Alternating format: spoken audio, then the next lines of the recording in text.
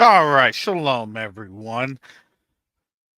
Good morning on this first day of the work week. Not the week, but the work week. I am humbled to see you all here this morning.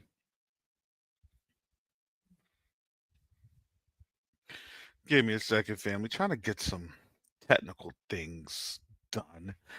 All righty. Well, welcome, family. Welcome, one. Welcome, all.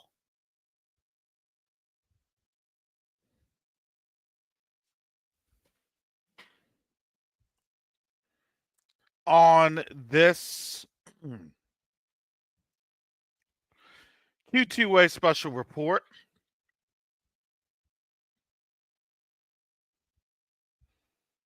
And this Q2UA special report is going to focus on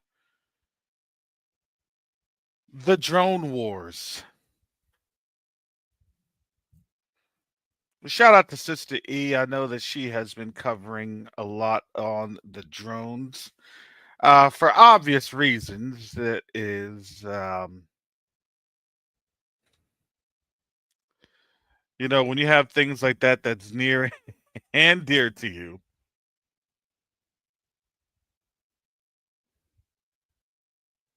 especially in close proximity, you're going to be more prone to take a look.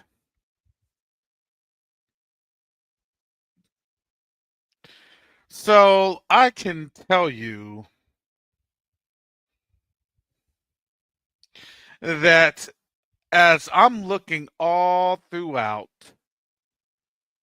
X and other places, you can look Instagram, Google, yeah, the list goes on and on. The thing is, as much as this government will repress everything, you tell me that now they're allowing this to be seen.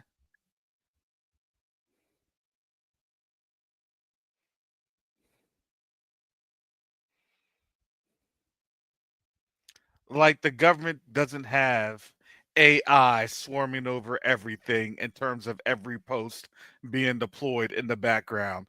No, they're allowing this. Please don't be naive, family. They are allowing this.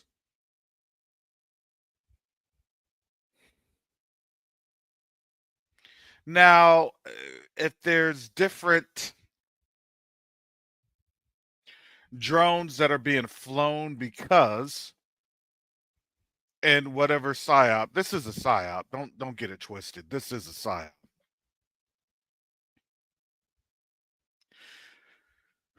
But that's some conspiracy channel stuff. That's some conspiracy theorist stuff. Well, you're seeing drones. They're telling you that they're seeing drones. There's no more conspiracy when they're saying that they're seeing drones. There's no more conspiracy when they have state governments and Congress, U.S. Congress, talking about it. The question that would always be on my mind is why is it being talked about right now?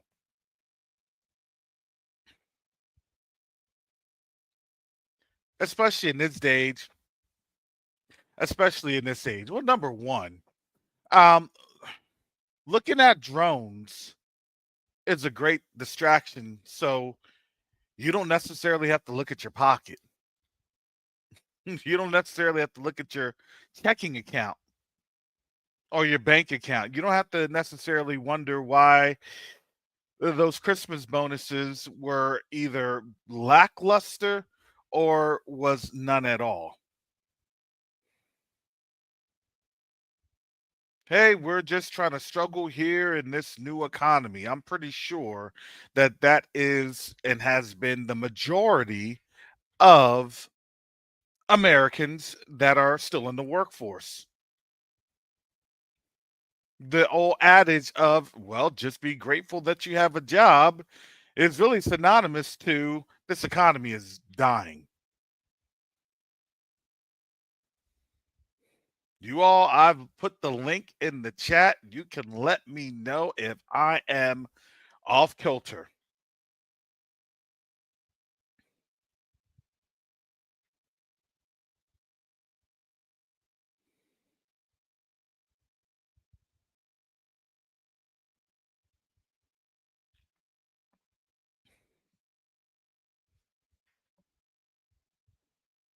And now, yeah, it's Tracy Bird. So you says, do you remember Brother Karras? It was in the last scene of the Leave the World Behind.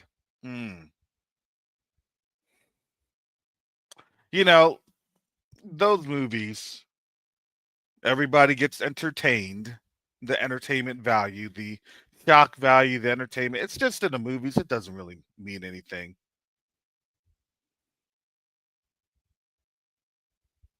But I'm going to go a little bit further with this.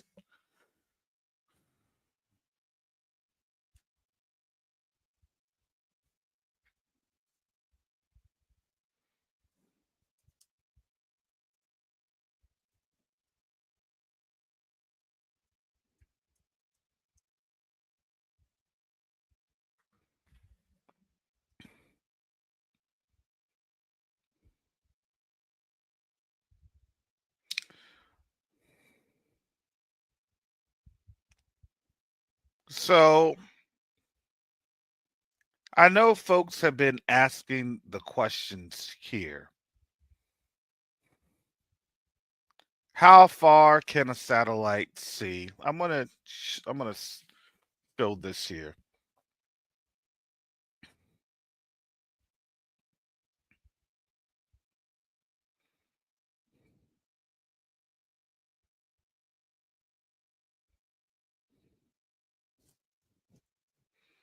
because I want to really let me. I got to be very careful how I phrase this. Very careful. Very careful.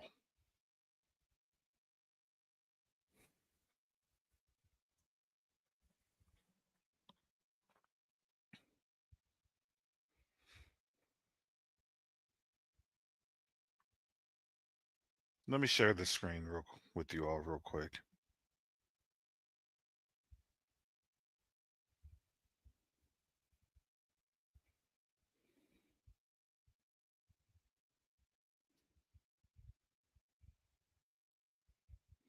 All right. This is courtesy of the European Space Agency. The European Space Agency. You know how they have Space Force and everything else? This is really the context of Space Force. You have your data, tools, open data, basically, if you want to call up data to place into your APIs.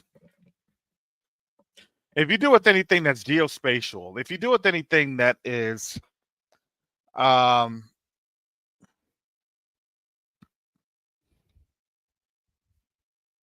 what do they call it?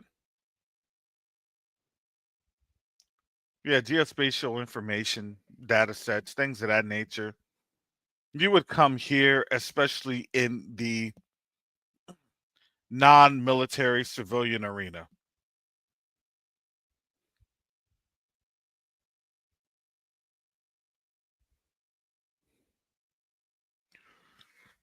And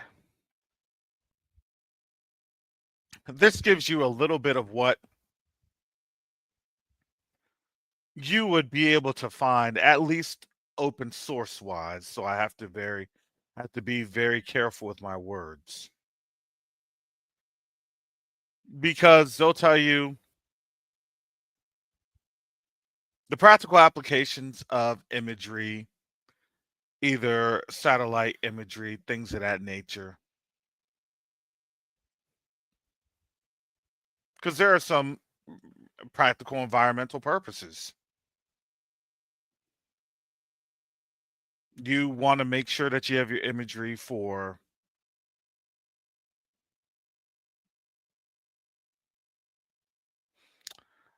um, checking in on droughts, checking in on changing environmental conditions, forestry, right? What places are losing droughts, are losing, and they can, layer it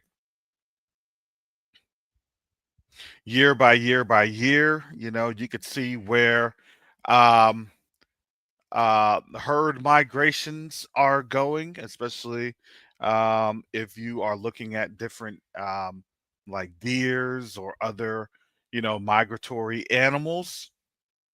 You could see where they're at, and you could see where they're roaming. You can see where they're where they're foraging, so then you can kind of get an idea of when they're going to return once that area that they had once foraged has, grown a bit. So it's all sorts of practical applications. Now, in the military, there's a lot more application. For some odd reason, I have been in my military career just, I guess, near and dear to satellites and drones for whatever reason. Satellites when I first began, and then drones as I was departing. In the military environment, they would say UAS,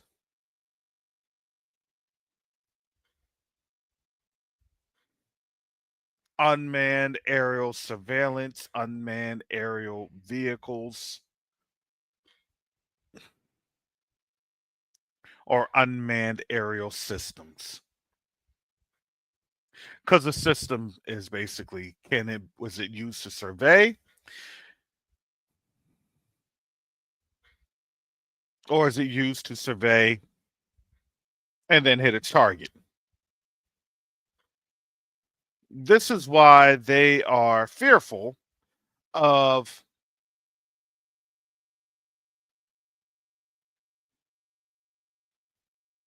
yeah, I mean, yeah. Everybody's a drone expert. Trust me, everybody's a drone expert. It can carry Oreshniks.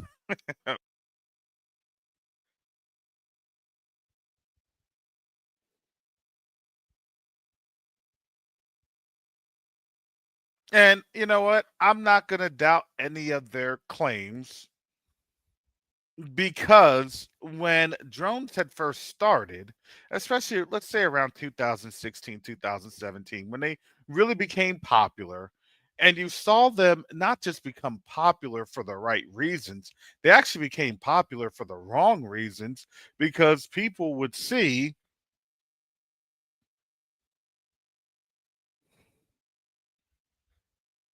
how the drones were being used by ISIS.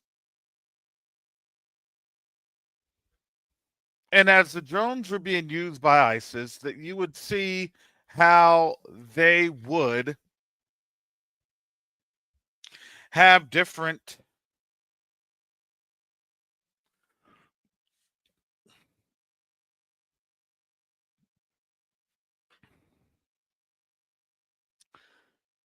capabilities. They would drop munitions onto troops, and then they would videotape that. In their videotape, they would then be able to have that as their recruiting tool, because people were seeing oh wow, this is a very, these folks are capable, these folks are cutting edge, and there's always a capability in cutting edge to recruit. Same thing that you're seeing in Syria. As I had said, that HTS, the Harir or Harat al Tahrir Sham, it's just a matter of time. It was always in my opinion,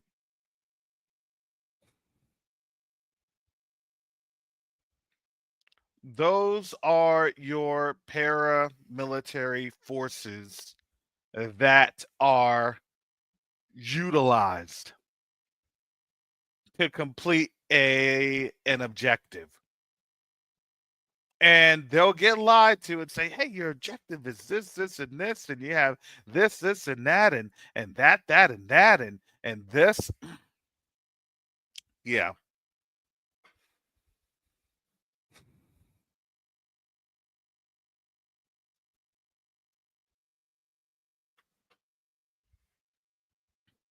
something like that.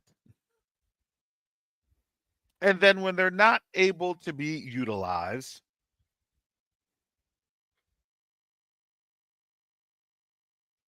they then get declared as an enemy, and then they will be a military target and objective because, well, let's face it, you got to clean up the mess.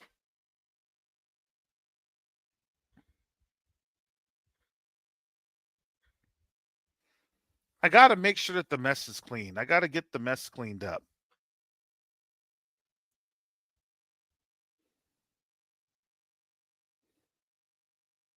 So, as you all are coming in, I wanted to kind of give a very, very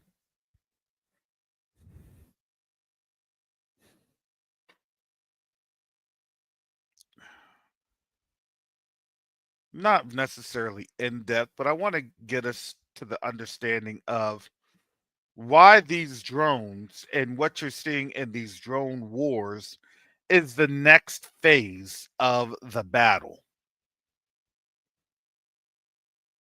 So coming here, this is worldview GOI. These are just some of the things that I'm familiar with. I've actually written some academic papers on them, so I'm going back to that familiarity. Um, understand that when I did academic papers on these, um, over a decade ago, Worldview 3 was not yet. You were actually at Worldview, and they have here Worldview 3. It is very similar to Worldview 2, but positioned in a lower orbit. That orbit is 617 kilometers. This, again, is from the European Space Agency. And just to give you some idea of what 617 kilometers is, let me share this. This is according to Google. You have here 617 kilometers is it's a little over 383 miles above us.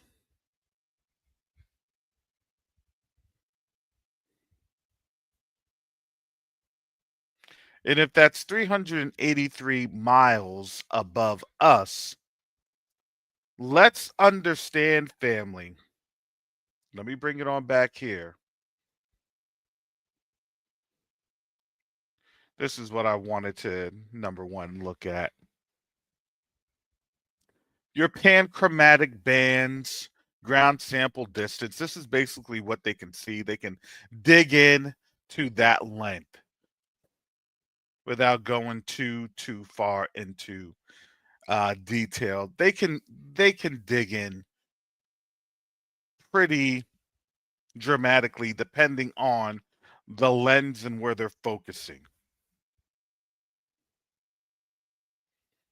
Multispectral bands right here. What does that mean?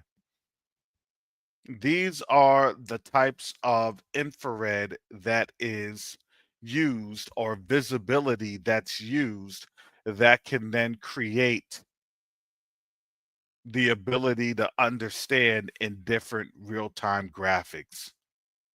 You have SWIR, which is a shortwave infrared spectral range, and that gives you a little bit more in terms of the energy that's there.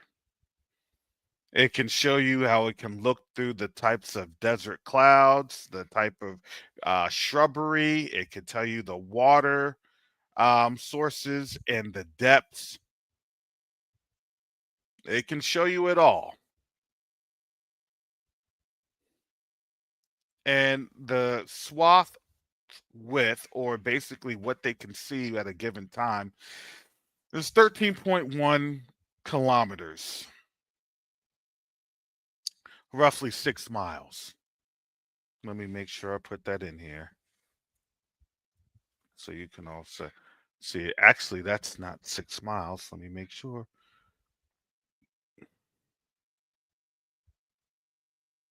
Yep, 13.1. Let me get back to here. So these are all of the schematics that I was showing. That's just for worldview. And it's at 383 miles. That's what they say. Could it be? Probably. And now let me show you here. This is GOI imaging system. And GIS, geo information or geospatial information systems, is optimized for large projects as it can collect over 350,000 square kilometers of VHR imagery every day. Images are collected at 0.41 meters, so really like 1 to 2 feet. It can zoom in pretty good.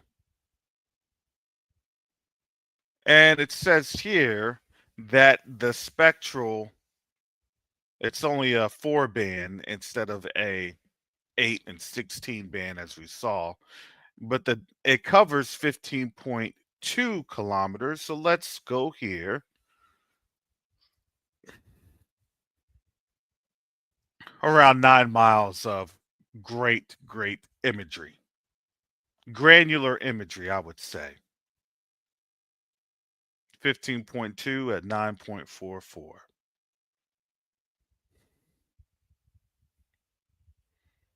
And it gives you a little bit of the schematics. For 15.2, multiple adjoining paths can be imaged and targeted. So basically, it's scanning, taking shots. Where does this sit at? Well, that doesn't show you where the satellite sits. There's a reason for it.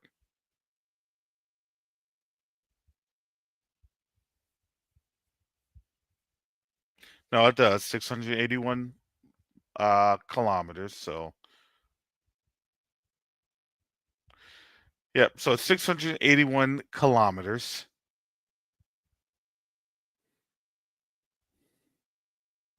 You have a spectral range of 400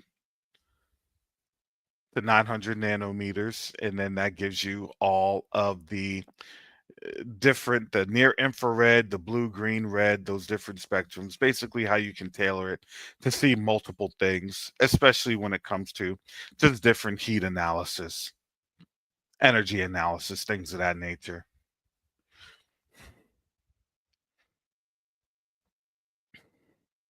These are your commercial. This is what honestly you are allowed to see.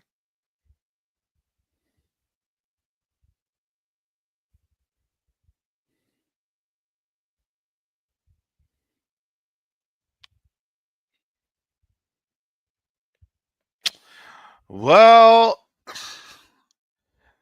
Naguana, that is an interesting prospect.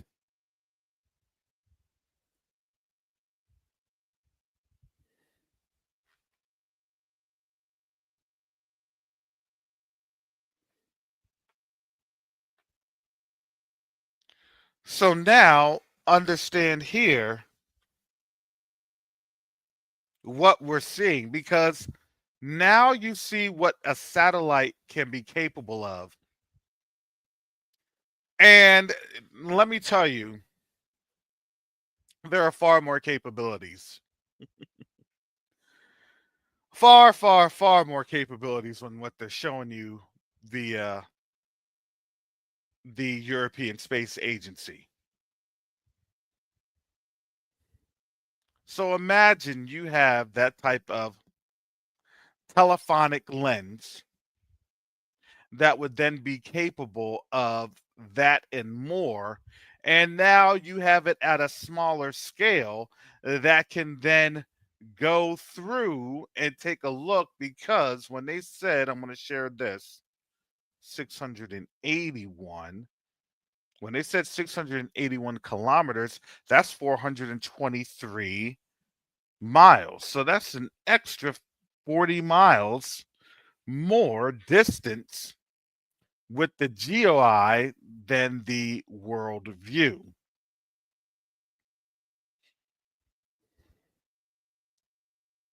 So I'm gonna come here because I'm gonna go into this. I gotta share a little bit on the best information sources that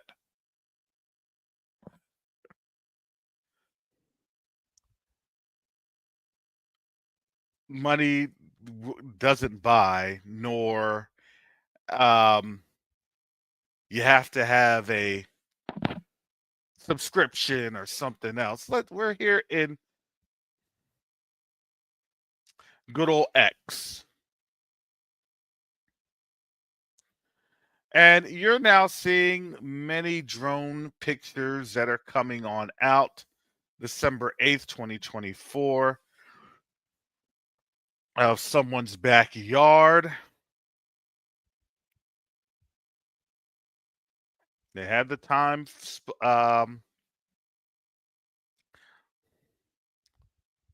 pick. That's a great timestamp. At least you get a timestamp in these cases.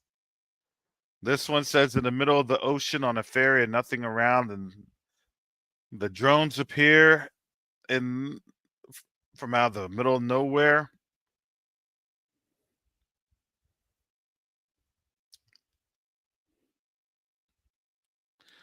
Interesting. He posted that on December 13th, or reposted it.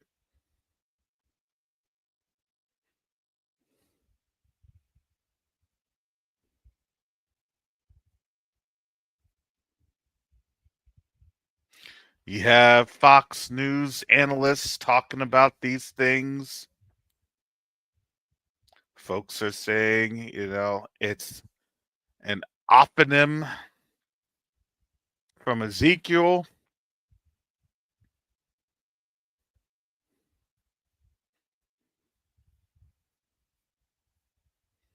And then you have drones that look like boomerangs. It was somewhere last night, December 15th, that had posted. And somewhere in New Jersey. Brother Garth, I'm going to need my resident drone expert. Make sure that you have extra aluminum foil Just turn your Yankees cap.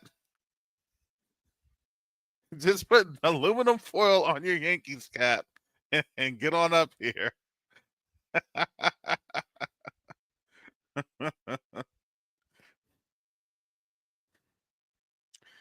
Oh,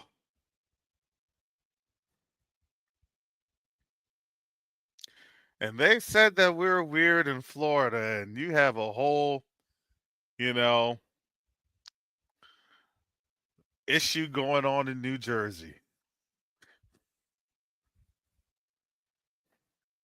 Little Egg Harbor Township, that's right outside of Atlantic City. Clear image of UAP UFO. Could that be a bloom beam?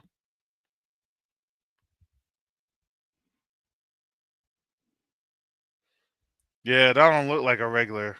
That don't look like a regular star. I was kind of holding my reservation because it really hadn't been very clear. It looks like it's going to be a little clearer tonight. There was something that I was looking at towards the west of me, and the west of me is Gulf of Mexico. So that was what I was gonna take a look at in my drone escapades.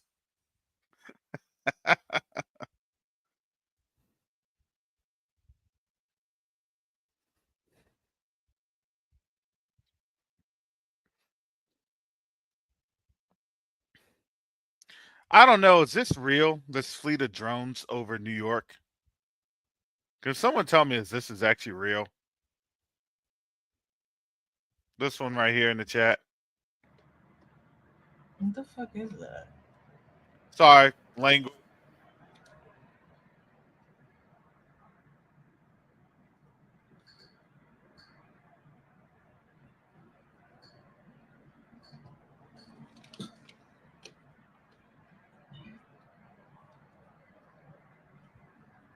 I have to investigate this. I don't know if this is actually real.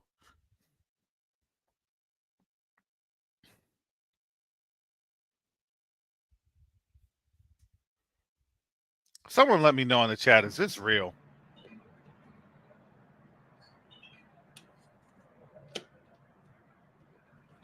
Brother Garth, is that real? Listen, brother Karis, I had no clue. I had no, I didn't even go What on. the fuck is that? I have no clue. Someone from the New York area, let me know. I can hear myself. Yeah, no, I can hear you. Oh, I have you on at the same time. Give me a second. That's fine. Oh, okay. All right. Yeah. So All right. I literally all this happened like literally during Shabbat, like Friday afternoon.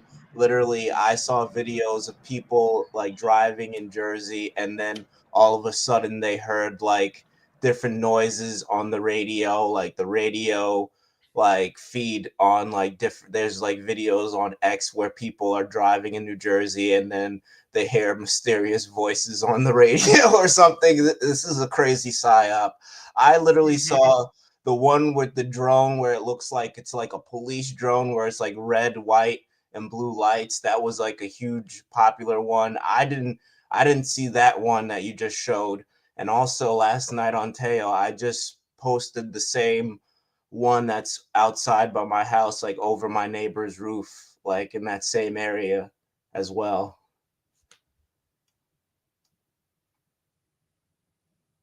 But yeah, I have no clue. But if you go on X, there was like people showing that they were just driving, and then like on different radio stations, they heard different voices or something, or they heard like just like interference, like someone was trying to make like a communication or something.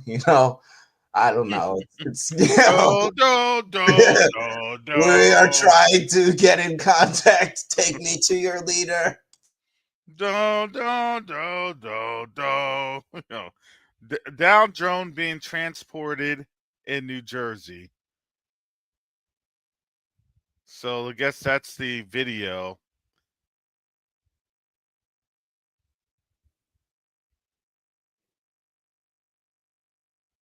Dun dun dun dun dun. And you know what's a funny thing? I don't know if anyone saw like the second Spider-Man, where Mysterio had all those drones and he was Mm-hmm. doing all those different things. This is what that reminds me of now.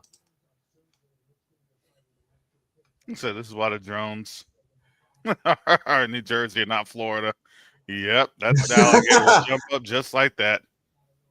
But I heard that there are people are seeing them in Maryland now, just everywhere now. It's not just New Jersey, but here I don't know. Oh my, that looks like the shape of New Jersey. I know. I was thinking that too. Almost a Garden State boomerang. New. So orange UFO instantly changes. That's crazy. I said that was 9 hours ago.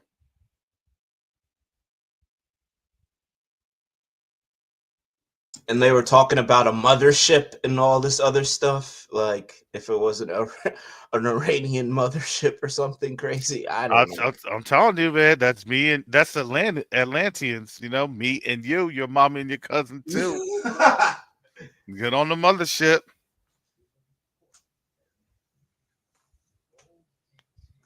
Well, they're saying they're seeing drones in the airplane.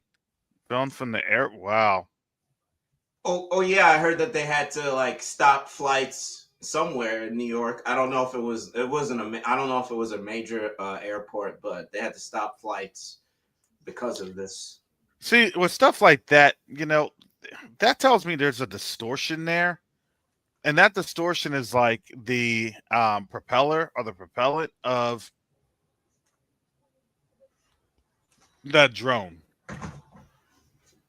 And again, would that drone have the green and red lights for a ground control officer or a ground control person? Wow. What is that? I mean, geez. Yeah, drones over New York. Yeah, I think this is one of the ones that. But the crazy thing is that they're car sized. So that's the real crazy thing.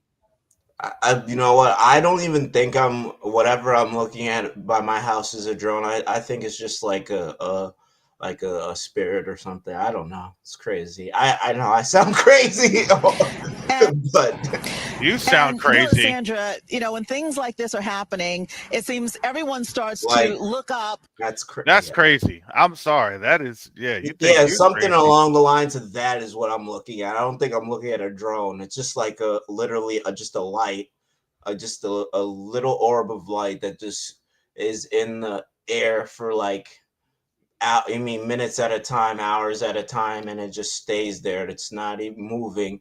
It's in a one fixed position, or sometimes will move. And I feel like when I'm like like when I'm recording it, it knows that I'm recording it. Yeah, this person's showing like a little light show thing. The crazy lights. I've seen those before though. Yeah, I think that's like a shoot. Those It are could be a shooting star or something. I don't yeah. know. Yeah. Large drone. All right. I don't know. I think that's probably fake.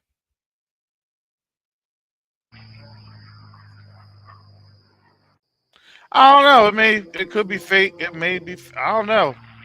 You can't trust no type of images anymore.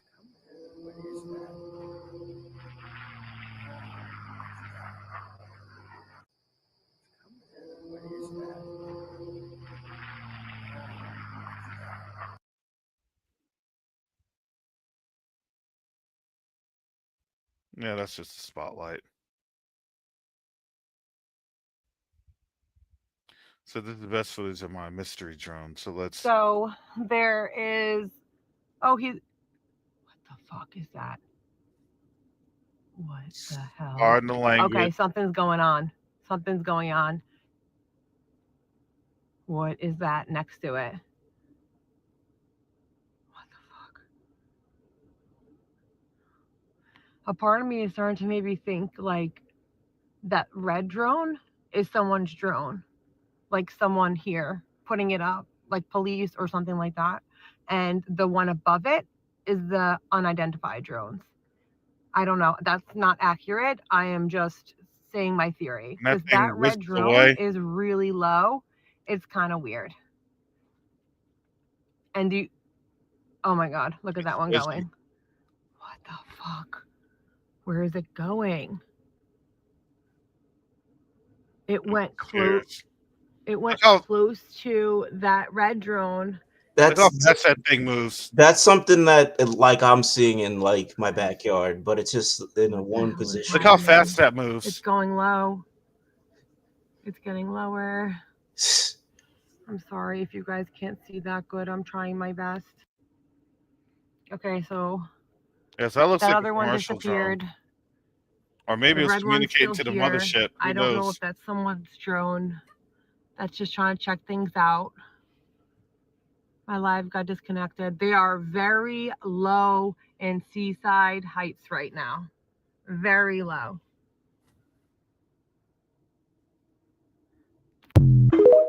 Mm.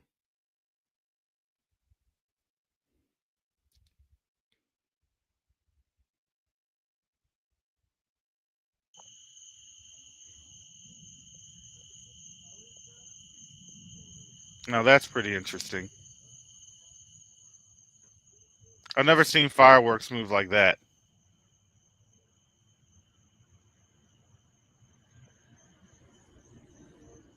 No, I don't even think I've seen a type of firework quite such as that. It looks like a fireball in like Mario or something. Just keeps on moving around.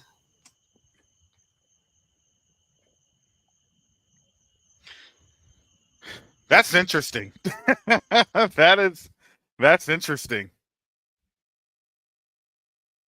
I don't know what you can call that. That except something biblical.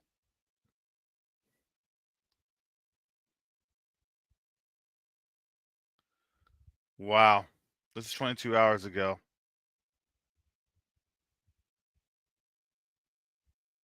The size of a bus. And here's the thing, maybe this is some Chinese technology. You know, how they going to get over here so quickly? Who knows? Who knows what they done built in China? Y'all thought what was it? From the Avengers? The Their spy balloon? airship, their Oh, airship, you're talking. What do they call that? Oh, jeez. the I know exactly what you're talking about. Nick Fury vessel. Helicarrier or something. Yeah, y'all thought that was on a that was just a movie. No, But yeah, well, I literally just started dying laughing when you said some type of Chinese technology. But who knows, man? you never know. That's crazy. That looks like something out of Star Wars.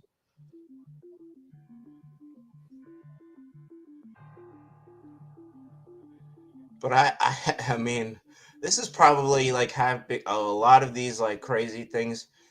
I mean, it's happening around where I live, but a lot of this seems like it's in like northern New Jersey, like by the city and whatnot, Mm. and like closer to New Jersey, New York area. I think there's 5 propellants on in there, or so I think this back one is going to be a propellant because you can see kind of a raised body at the back of that silo, and then or the fuselage, or if you want to call the fuselage that main body protruding. Because that is, yeah, I look at that light signature as probably a reflection, probably like a double reflection. Um, and then from these corners, you may have some other propellants that are there. Now, the question, though, that I've thought was very interesting is this.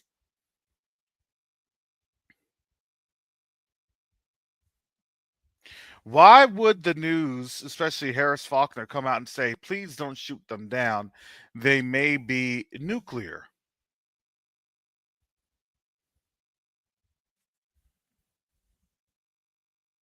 That is really the question. Do they know something that we don't know?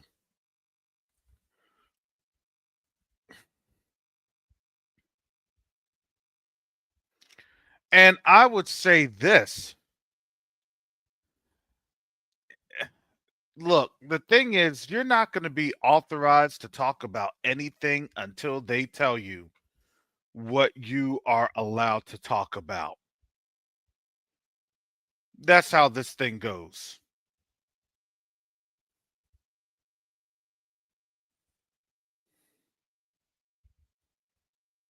And now you're seeing on the news they may be nuclear. Well, what is it that we don't know?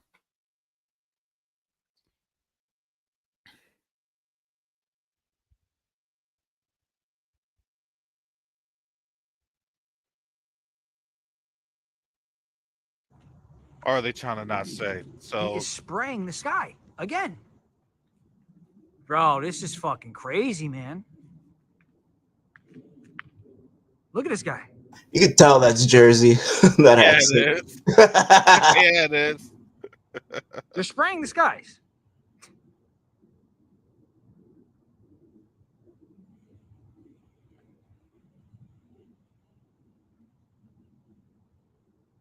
And there's this drone sitting all around there. That is crazy. Look, he just sprayed that. This guy. This guy just sprayed that.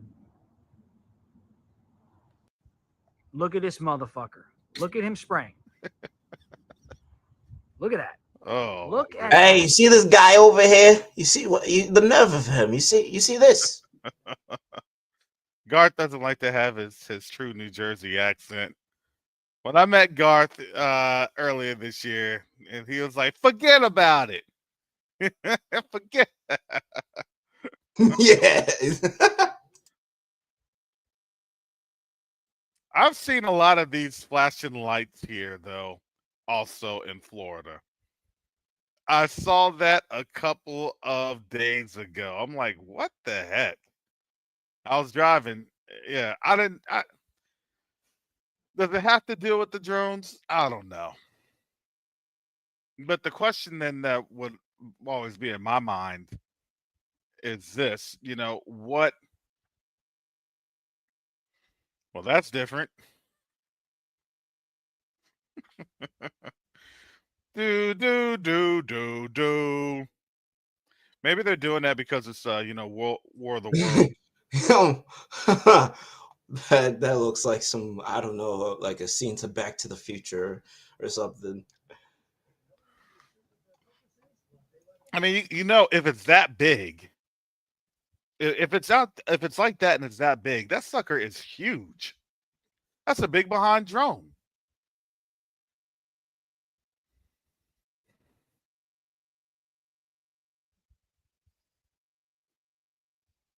So the question then would be, are they then now really nuclear capable? Is that nuclear capability going to be used for they're doing a laser pointer. Laser pointing it. Oh, they caught it in the laser pointer.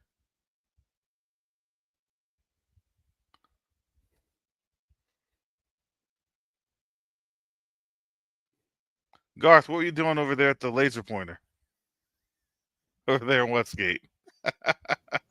A laser pointer, man. I haven't used a laser pointer since like what, third grade. It was like years ago.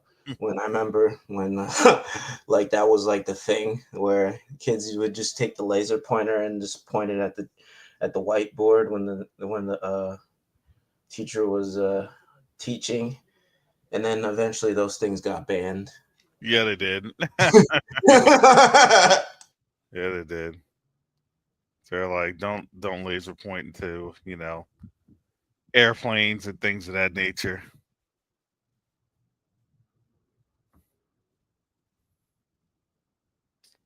Yeah, yeah, that's looking crazy. You see that, Coach Q? They are all over the fucking place. What the fuck?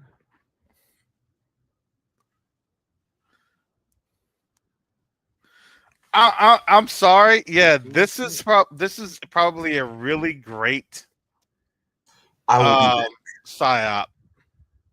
really is. I think there's something that really they're planning a false. I mean, you know, a surprise flag, or you know what I Is mean. this all right before Christmas? Is this like all right before Christmas? Is this like I mean, yeah, it's too obvious now. Like there has to be a conclusion to this because do, they're do not just people making this not news. realize? Do Yeah, people I not mean, realize why they're doing New Jersey? It's so obvious why they're doing New Jersey.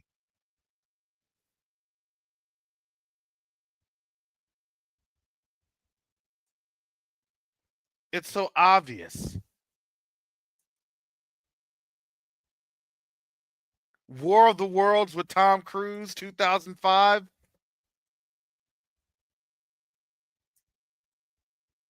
and the original War of the Worlds. Predictive programming.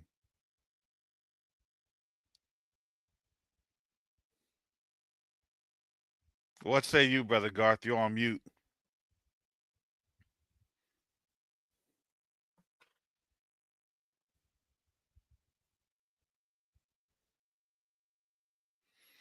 I think a UFO got our brother Garth. Pray for brother Garth.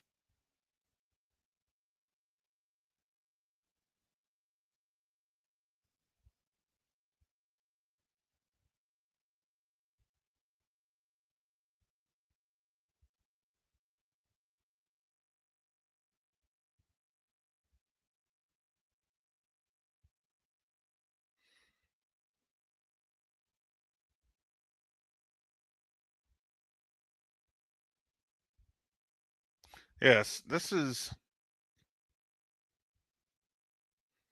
Hmm. That one is always the most interesting one.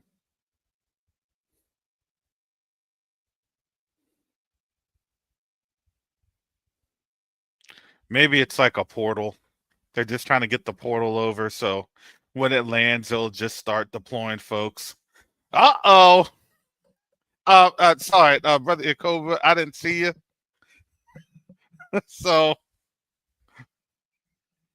let me What's stop. up, Cares? Let me stop, brother Yakoba. You know, I was about to get real ignorant and stuff because, you know. What this Q2UA is Switzerland. Oh yeah. I'm not here to cause no trouble. Or Amsterdam, Switzerland. This is Switzerland. Switzerland. Amsterdam. Oh my goodness. Yeah, Oh no major strike stuff I'm gonna bring up. yeah, we can't have Q2A shut down. I'm just sorry. You know. Well, brother Karras had a top secret security clearance. I know. Uh-oh. Uh-oh.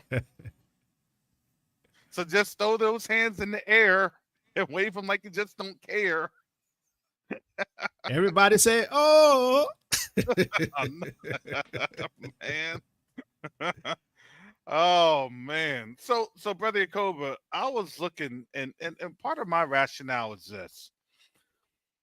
You had the balloons that came over, no shots. You're now having the drones coming on over. Really, no shot. I believe the next thing that comes over could quite possibly be a massive air campaign. By the drones. Either by the drones and followed up with a type of paratrooper deployment.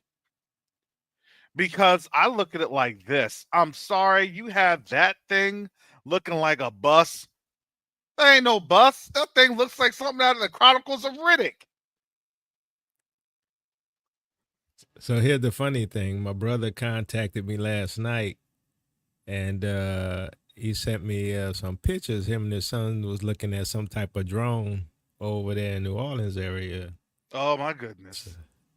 So these things everywhere. Now, what I think is happening, I do believe it's a psyop, right?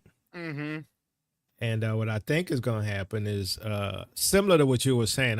Because you remember the drone with the tracer rounds, and they were shooting, the drone that was shooting at down at Third. Did you ever saw that video?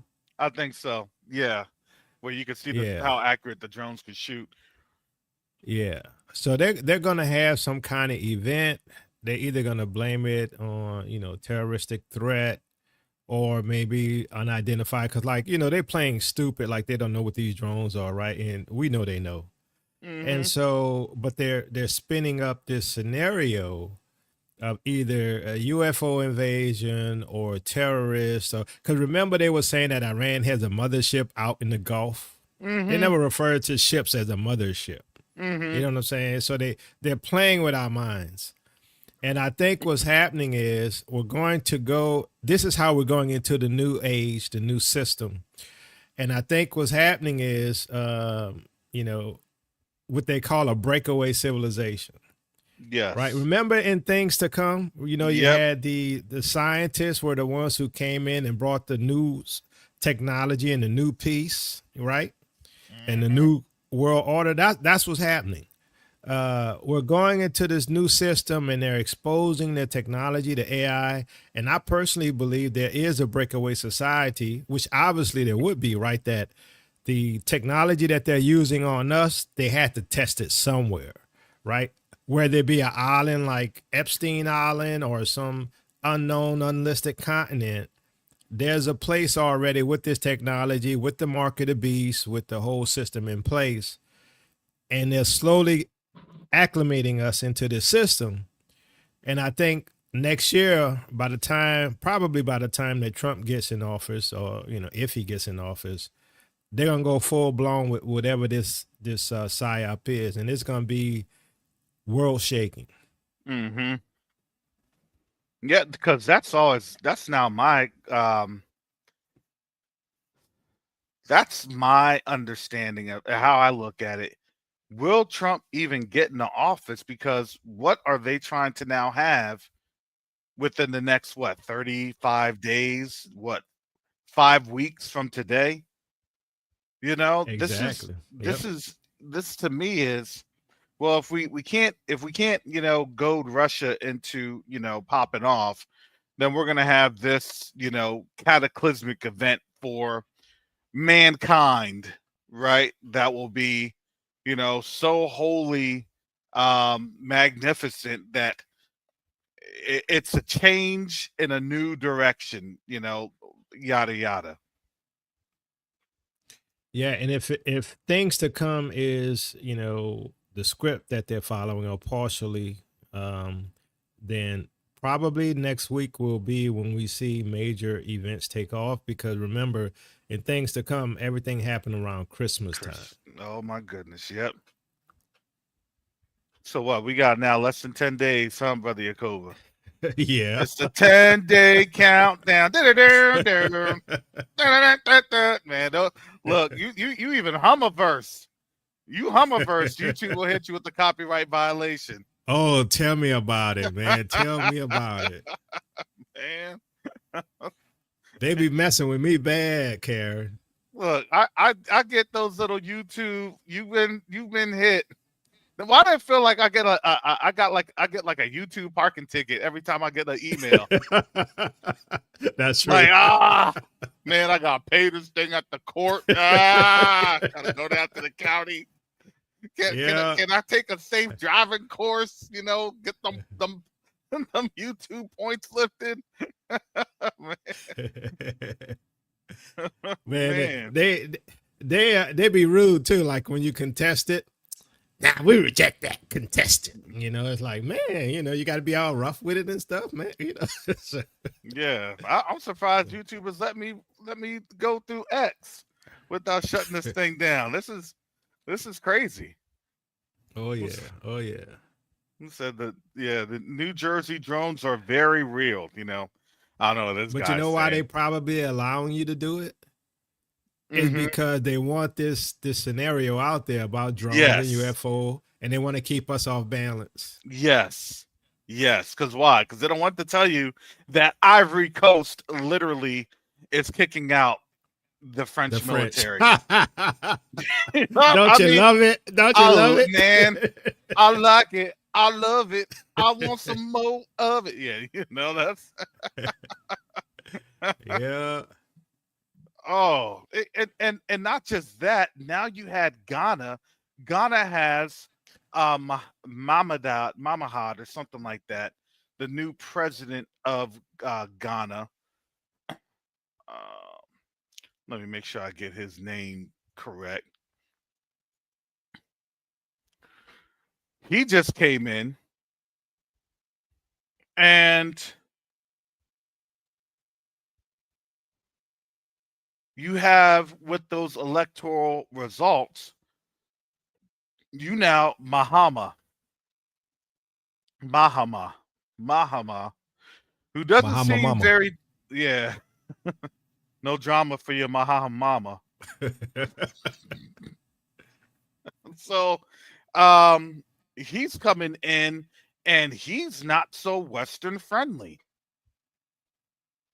He's coming in and he's actually saying that he wants to not govern with arrogance or not have bad governance and is trying to do stuff for the people. And look, let me share this. Let me share this because this is a big one. Give me a second, family. I want to share this in the chat with you all. Yeah, it's the new president-elect Ghana has, and I'm going to share this with you all so you can kind of see this. I think I have this now. All right, so Ghana Electoral Commission declares ex-president Mahama election winner. Sorry, it always shoots. And Ghana's Electoral Commission declared ex-president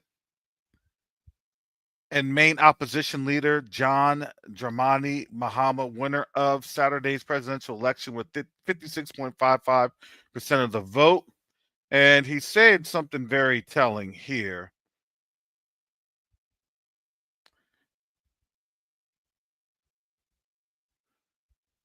He's saying here, this mandate serves as a constant reminder of what fate awaits us if we fail to reach the aspirations of our people and govern with arrogance.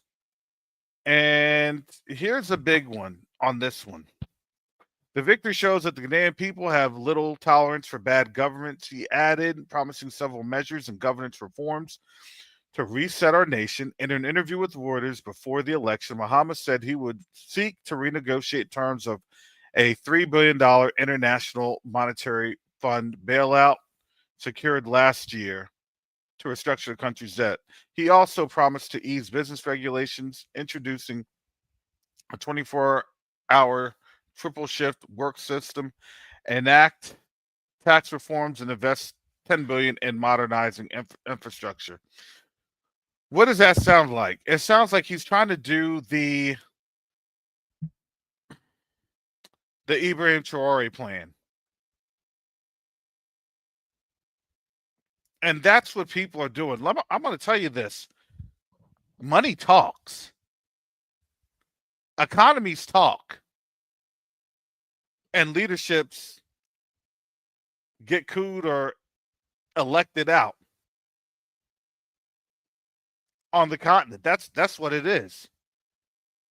Do you think these other nations wanted to hear that Burkina Faso paid what $4.79 billion of its debt? And they're raising billions of dollars just within its tomato industry? Is that how they raise the money? You tell me. I wasn't clear I wasn't clear on how they raised the money. I was like, man, I'm like, they raised that money pretty quick. Yeah. I mean, they do have uranium and stuff, but Well, they're You know? projecting all of their sales of natural resources, and remember, those sales of natural resources are coming into their pockets. It's not going into the That's true. French. It's not going into anywhere else outside of the African continent. It's going into their pockets. See, I don't see the funny thing is, and I can talk to people, debate people about Swift all day, all night. People need to use the dollar. They got to use the dollar, and I'm like, no, they don't. Yeah, no, they don't. No, they no, no. That is a construct that obviously it's a Eurocentric construct. You can't use anything out of what I allow you to use. And then people are like, okay, that's what you say. And then they quickly find things to use. Now, in terms of how we work and how we're managed, if we're doing that, then they say, well, that is an office of financial asset control. That is an actual, SEC, some sort of FTC, all of these other federal regulations. Because why? Because they're realizing that they just regulated themselves out of the game. You want to know why people are hurting? It's because of this economy. It's because of this government. They So regulated here's themselves out of the game, and now people are finding out I can play outside the dollar. I don't need to be so he- suspended. so here's the rumor. The rumor is by March we're going into the digital system.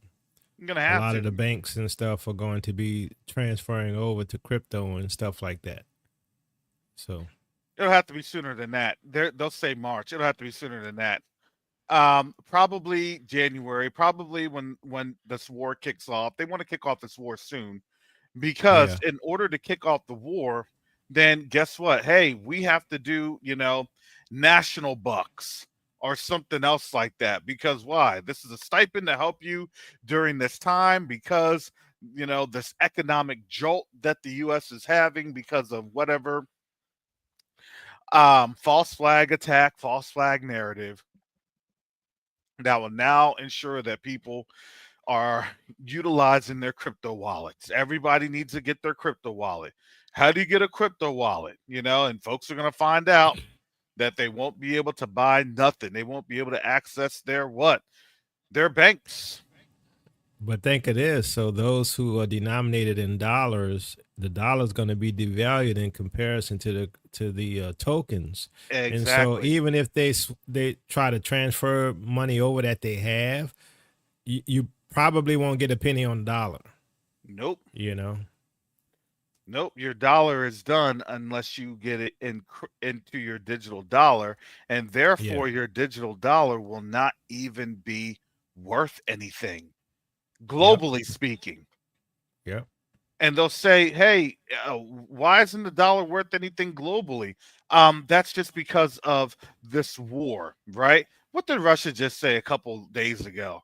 Russia literally told folks in the United States to come home. Get your behind out of there.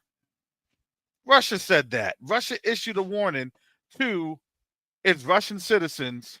If you're in the United States, you need to leave. My eyes did not deceive me on that one.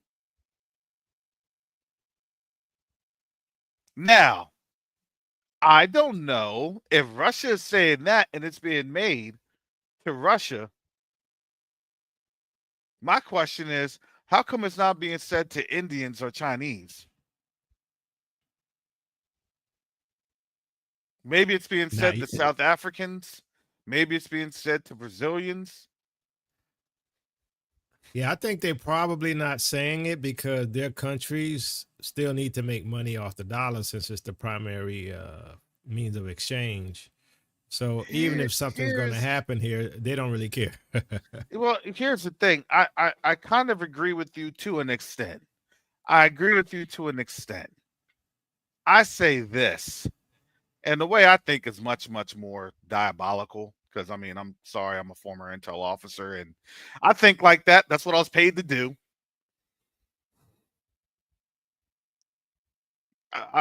Jacob, I think you're thinking way too nice on this one. Because So what's your thoughts? here's what's real messed up. Here's what's real messed up. India and China already have a lot of a general populace.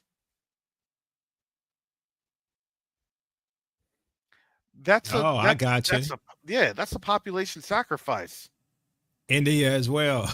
India and China as well. Yep. Yeah. I'd rather Good point. I'd Good rather have point. you here being subdued by our people. So when we, when we have those acceptable losses, well, whatever. You I came agree about with you. 3, 4, 5 generations away, so you really don't have, many immediate family that's there. You may be attached to China and the Chinese culture. You may be attached to the Indian culture as recently as, back in about what the 80s or 90s. But from that position, hey, hey, our people are there. They made a great sacrifice for our people, right? It's a collective. We don't think like that. Oh, heck no, you ain't sacrificing me like that. Yeah, Russia has more respect for their people. Yeah. Because Russia don't have a lot of people. There's only like That's true 60 or too. 70 Yeah. million people. So yeah, they don't have that much.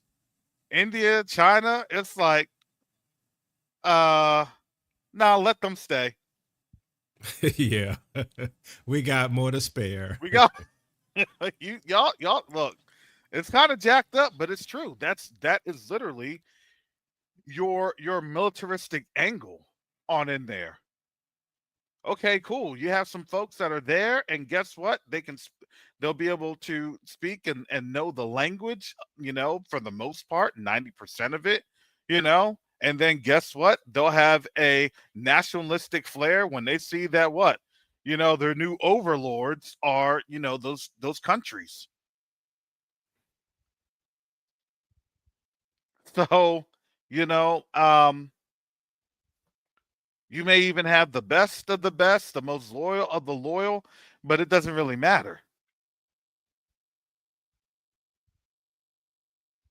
When people say, "Hey, these folks are going to return," I'm like, "Yeah, some of them are going to return, not all of them. Not the ones that you see that's been integrated into the society for 3, 4 generations.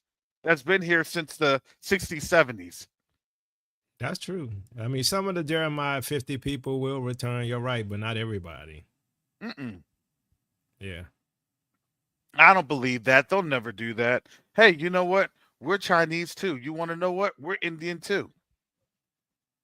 Yeah. Plus, they need some of their people, especially for the Chinese, for when they take over certain areas. Exactly. They need to have governors. They Yeah. need to have their defunct rulership. Hey, remember Karis? I remember telling you guys that I was getting gas, and then that Indian guy was like, "So, buddy, where are you from? Are your parents from here, or you know?" Because I remember that conversation. Because I don't know what he was trying to imply with that question, if I was born here or not. But yeah, they know. I mean, He was simply trying to nicely said, "Yeah, it's time for you to pack up. Time for you and your parents to get up on out of here. This place is done." Did you not get the word? That's what he was wondering. Did you not hear this in our in our underground groups? And it is interesting that Ghana had recently made 120 something people citizens. So Mm-hmm. maybe something is about to kick off. I do believe something's about to happen, and very soon. And I think it's gonna be more impacting than the last 4 years. It is. It is. And I look at it like this. When things kick off, let's realistically, we have nowhere to run. Realistically speaking, Yeah, yeah, we have I nowhere to agree. run. Um, and I've always said this, and I still do have the contention, especially with with the people I've interacted with. Um, I still believe that we'll have a strong contingency within the African Union, especially with our 6 region status that had been given to us back in 2019, I believe, as part of that year of return, the decade of return. I believe that that would provide us at least the legal grounds and mechanisms to stake our place, our claim that we are already, human trafficked refugees. And there's going to have to be those that will acknowledge it. If you acknowledge it,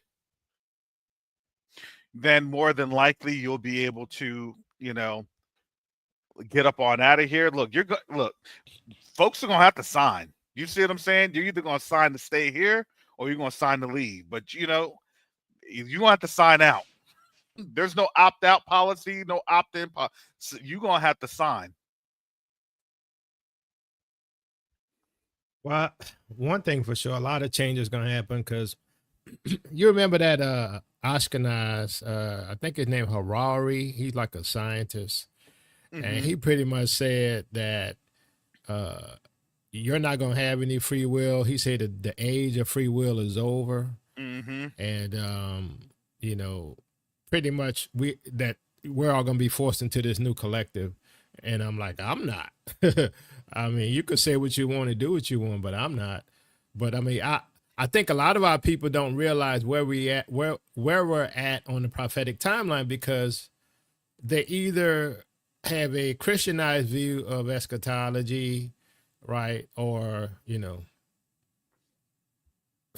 made up views, let's put it that way, of eschatology, so they don't know what's about to happen. And I think I think people gonna know next year who was right. You know what I'm saying? They gonna know next year who was right and where we're at. So because in earnest, how many years did they have in earnest? They have from 2018 to 2025. Yeah. In earnest. Now, folks could have chosen to, harden their hearts. Folks could have chosen to listen. And now you have these drones on over here. I don't care what you look. Jacoby, do you remember when I told you that? Remember when I said that? I said this. I said this a while ago.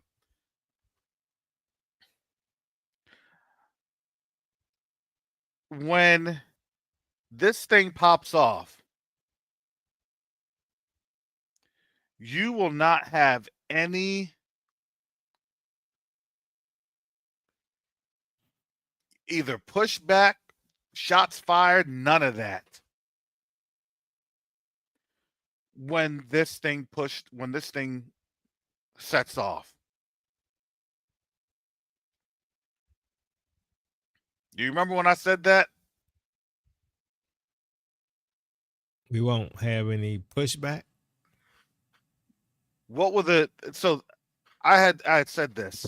The response that you will see from the US government would be that they do not want to engage. Oh yeah, I remember you said that. Yeah. Do you see literally what they had just responded? Don't engage. We don't know what could be in there. Don't engage. With the drones? With the drones. Yeah, and what about the ones that crashed? They said don't go to the crash sites. They're telling people don't go near it. Exactly. Exactly. I'm gonna tell you, there was this video, and this guy was he was a former from what he says PSYOP guy, and he was telling you in his video how to recognize when you're under a PSYOP program. And it was pretty good. It was pretty good. And I think for most of us, those sensitive to the Holy Spirit can see it. But those who aren't sensitive to the Holy Spirit are going to say, hey, there's no second Exodus. But anyway, I think that we're going to find out a lot of things in the next few months. That's what I think. I think that's how critical things are today and where we're at. So, Brother Yakoba, can you give a time frame of when our exodus is coming? Oh, you doing to me like I do to you, Karis. Can you give us a Karis time trying to frame? set me up, man. Like I be trying to get him. Because I heard what you told me in the background. I heard the exact date that you gave me.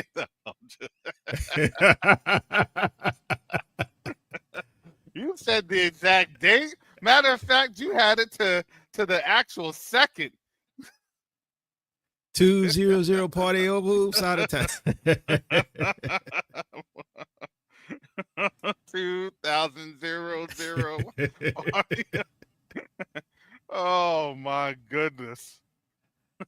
But I think that's a question for my boy God. God, when we out of here, God, when is thing up? I'd say about April 20th. No, I'm just joking. Whenever the Most High says so. I have There no you go. clue. That's It's a safe soon. answer there. It's soon. It's soon. I can tell you that. Yeah. I could tell. I have no clue, Yakoba. I posted a second encounter with that light that I'm seeing in my above my neighbor's roof. I posted it on. Let me ask you this, Guard. So what you're seeing, you're not seeing the drone that everybody's seeing, right? You're seeing the orbs, right? Yeah, I'm seeing the orb. That orb's been there for a while, man. It's been there for years. I just don't know. It the just. orb is watching you. Because it I think always so. feels like there's an orb watching me. I'm not even joking. It's creepy, man. It's very creepy. Because I have no privacy. when I go outside, I see a light follow. Oh man. But yeah, it's up there. I mean, we'll see. It's good. It's always there, but I mean, something it has to give. I don't know. I definitely believe there's gonna be a huge psyop by the end of the year. It may not be next week, Yeah. or but definitely by the end of this year for sure. Yeah, the time frame may be just like with the And this the calendar issue. year, Garth, you're saying end of 2024. I say end of 2024, something huge is gonna happen. Are you Yeah, gonna I say think it's it might something huge or something bigly? Gargantuanly. Go ahead, brother Yakoba. I think it might be a transition just like it was during the time of the lollipop. You know, how we transitioned out of December and went into January, and then it got worse after January. Mm-hmm. I think they might do something similar again. Probably part of how they want to adjust us from coming out of a celebration, which is, Christmas, right? And then into the new year where you think, because they say what? My new year gonna be better than my previous year, that whole thing. So they're gonna take that away from you, New year, new me. Yeah. Mm. And all the pastors who gonna say your 2025 gonna be better than your 2024 gonna be found liars again. Mm-hmm. Yeah. Your breakthrough is right around the corner. Yeah. Your breakthrough is right around. Look, just lay the dollars down at the altar. Your breakthrough is coming. If you can't reap, if you can't sow, how you gonna reap your blessing? Reap with them dollars that's gonna, or sow with them dollars that you're gonna reap that digital currency. Oh my goodness. Oh. Yeah, I think most people not gonna be prepared for what's coming. I think most of the people listening to us, they prepared for whatever happens, right? But most of the world, they're not gonna be ready for what's coming at all. No. And I would say, I mean, look at what's happening in Ukraine. Look what's going on in Syria. It's gotten bad in Taiwan, and they don't even want to tell you what's happening in Taiwan. Taiwan had one of its largest military exercises or excuse me, China had one of its largest military exercises where it completely engulfed Taiwan and brought in more and more people. Come on. And now with Syria, I always think that look, Syria to me is it's kind of murky, right? Because people are trying to use terrorist organizations for their own benefit, and at the end, it's going to end up biting the people that they thought was going to be a help for them. Well, why did the help, strike back? Well, the help told you, what they were for. Now, in terms of the Assad regime, I think the Assad regime was just, to me, collateral damage, right? And that's the collateral damage that that Turkey and Iran had kind of um, gone along with, right? Russia, as the kind of caretaker of the Assad regime, was the okay, we're now lick your wounds. Let's regroup over here in Tarsus and the surrounding areas. And to me, that's a play. Make them look like they got Damascus all surrounded, and then from there, then they go through and they do another campaign because it's only going to get worse. We're going to see, probably more than likely, what we saw with ISIS back in 2014 and 15. What say you, brother Koba? Yeah, I mean, I think they're gonna release the Kraken, Mm-hmm. right? And everything's gonna blow up. That's what I'm expecting. Look, 2024 was worse than 2020 and all that stuff. Even though we had a lot of issues going on back then, but a lot of people losing their jobs and forget trying to get quality food because it's very expensive. Well, not forget, but it's very expensive. Mm-hmm. And I think trying to get access to any means of comfort is going to be very difficult after Trump gets in office. Now, I'm not blaming everything on Trump because I mean I believe all of these rich guys are part of the same club, right? So Yeah. I don't blame just one individual, but they're all conspiring against us. Mm-hmm. And I believe that black folks, and the reason I say black and not Israelite, because I'm including everybody who awakened and not awakened, not Mm-hmm. ready for it, right? And they're gonna be crying and screaming, and I guarantee you, a lot of people are gonna be reaching out to people on the continent Yep. because they ain't gonna have no idea what to do, right? They'll have no food to eat. They'll Yep. have no sustenance. Yep. Trust me, I have these conversations all the time. And shout out to brother Red. Red and I have different outlooks on that. And and I respect what his outlook is. His outlook is this, too bad, so sad. You need to get up and get on out of here because nothing will be brought to you. And that's and to be fair, that is actually a fair model because why? The Most High says to flee. However, there are those to where it does say, look, you're going to have to be shut in. And if you're shut in, well, there needs to be some sort of food service or food deliveries that can make it to you.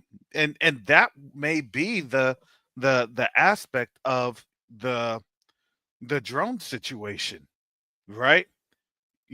How do you have different things? Thank you, brother Garth. I'll see you later. How do you have our people being able to be sustained? How do you have our people being able to get the proper medical care and to let folks know, that I'm telling you, you have something pop off. What does it say? Men's hearts will fail, Yeah. and that's just not going to be men. That's also going to be men and women. That people are going to be having heart attacks. People, Yep. and let me tell you, in our disposition as a people, we're in the most unhealthiest time frame ever. And so the thing is, we're gonna be coming up on out of here. But maybe, just maybe, I look at it like this: are we seeing a capabilities test?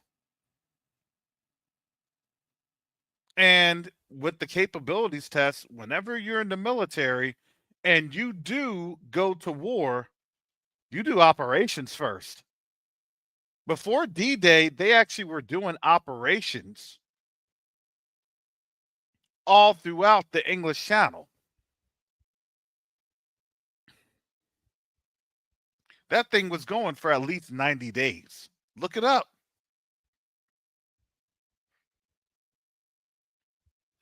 They were going to different areas. They were going to different places. Part of the traditional places, especially when you're crossing over the English Channel, I think from don't is it Southampton? One of those. It's like the very southern coast. But on the other side into France, Calais, that's been your traditional crossing point forever. Because I mean, you can literally see, from the UK over to France, just as you are up in the airplane, you can see it's, I think, maybe 10 miles, 10-mile crossing at that short end, or the shorter end of that. So what were they doing? They were the military and US Army at that time. They were going through and they were flying missions. They were flying missions so that then occupied France, the Germans there in occupied France, didn't know, what to think or what to believe. And on top of that, they were also doing some, covering concealment um, techniques of blowing up different tanks, having different, things propped up, that were just cardboard paintings of tanks. So then their people seeing the photos and seeing what they were only allowed to see, were looking at, okay, this is where they're going to try to have an invasion zone. And then when D-Day happened, it happened like at a place much farther than Calais. I think it was like 15, 20 miles away from Calais. But where the Germans had set up, they had all of their artillery and all their forces in an area that traditionally it made sense. So now we're seeing this in this time where the drones, to me, is that setup. What say you, Brother Yakoba? I mean, the drones. So, like with the World War II thing in Germany, the fact that they weren't prepared for where the invasion was coming from, because what was it? Because of the Normandy beach and stuff, Yep. right? They didn't Mhm. expect them to come in that way. No, they did But I not. would say right now, for what we're dealing with, they're sort of prepared for almost any entry point, right? Drones or whatever. I think what we're not prepared for is the level of technology that we have, right? That's not being revealed. I think that's the unknown. Because, like, remember, they state that with the missiles, the hypersonic missiles, that you can't stop it, right? Mhm. And I think that may not be true. I think the reason why America is so cocky is because they have something that can stop a hypersonic missile, right? And maybe they got some kind of way to create a force field or something, and they think that's going to change the game. But I think what's going to happen is the Most High ain't going to allow them to win. Mm-hmm. I mean, because they got the technological advantage more than likely, but the Most High going to stop them. That's my thought. Yep. Yeah. I believe that's going to be the case. I believe it's going to be a lot of fear. Because why? Because folks are going to say, why did we get here to begin with? And we got here to begin with because, they did that. You're going to have to understand, this is not the most, what does it say? Curse to a nation that does what? That heapeth on themselves people like clay.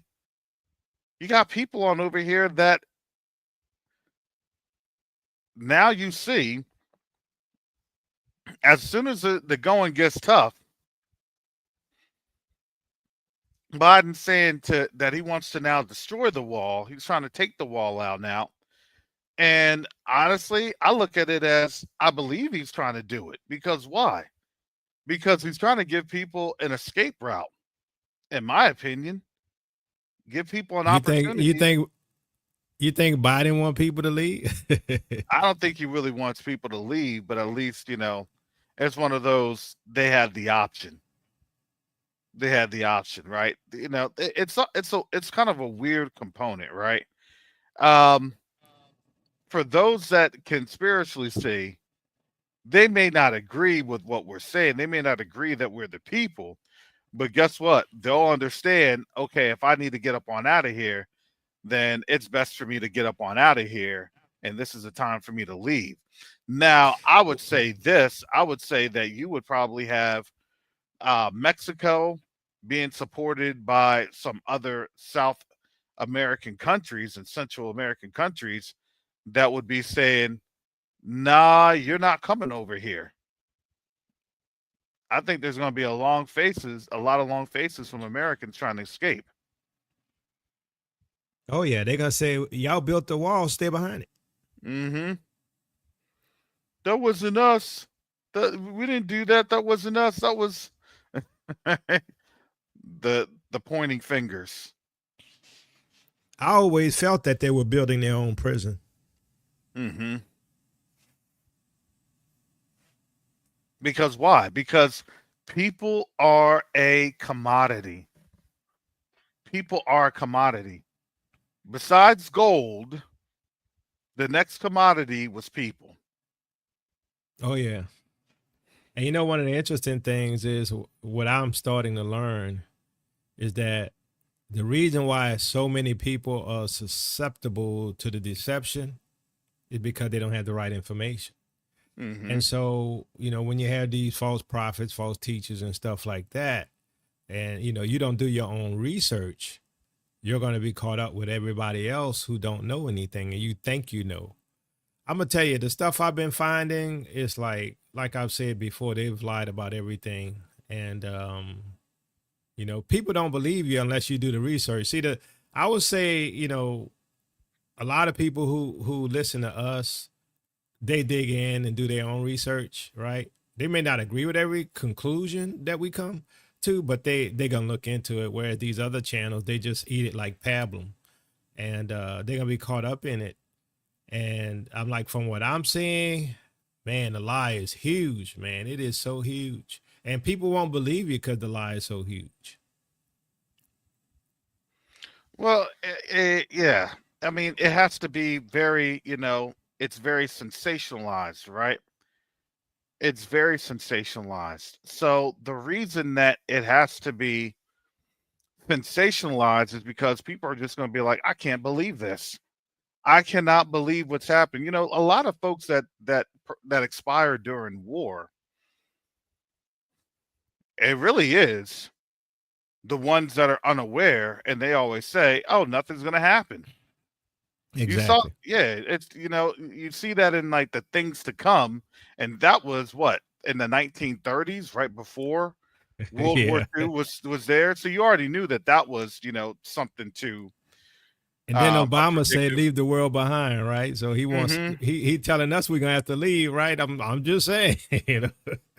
Well, yeah. So you leave or you stay, and if you stay, your Yeah, position's going to be greatly diminished if you stay. Because why? yeah, Because you don't know that your position has already been diminished, and if you don't know that your position's already been diminished, right? People don't like to hear that, but that is your neotocracy bondage. exactly.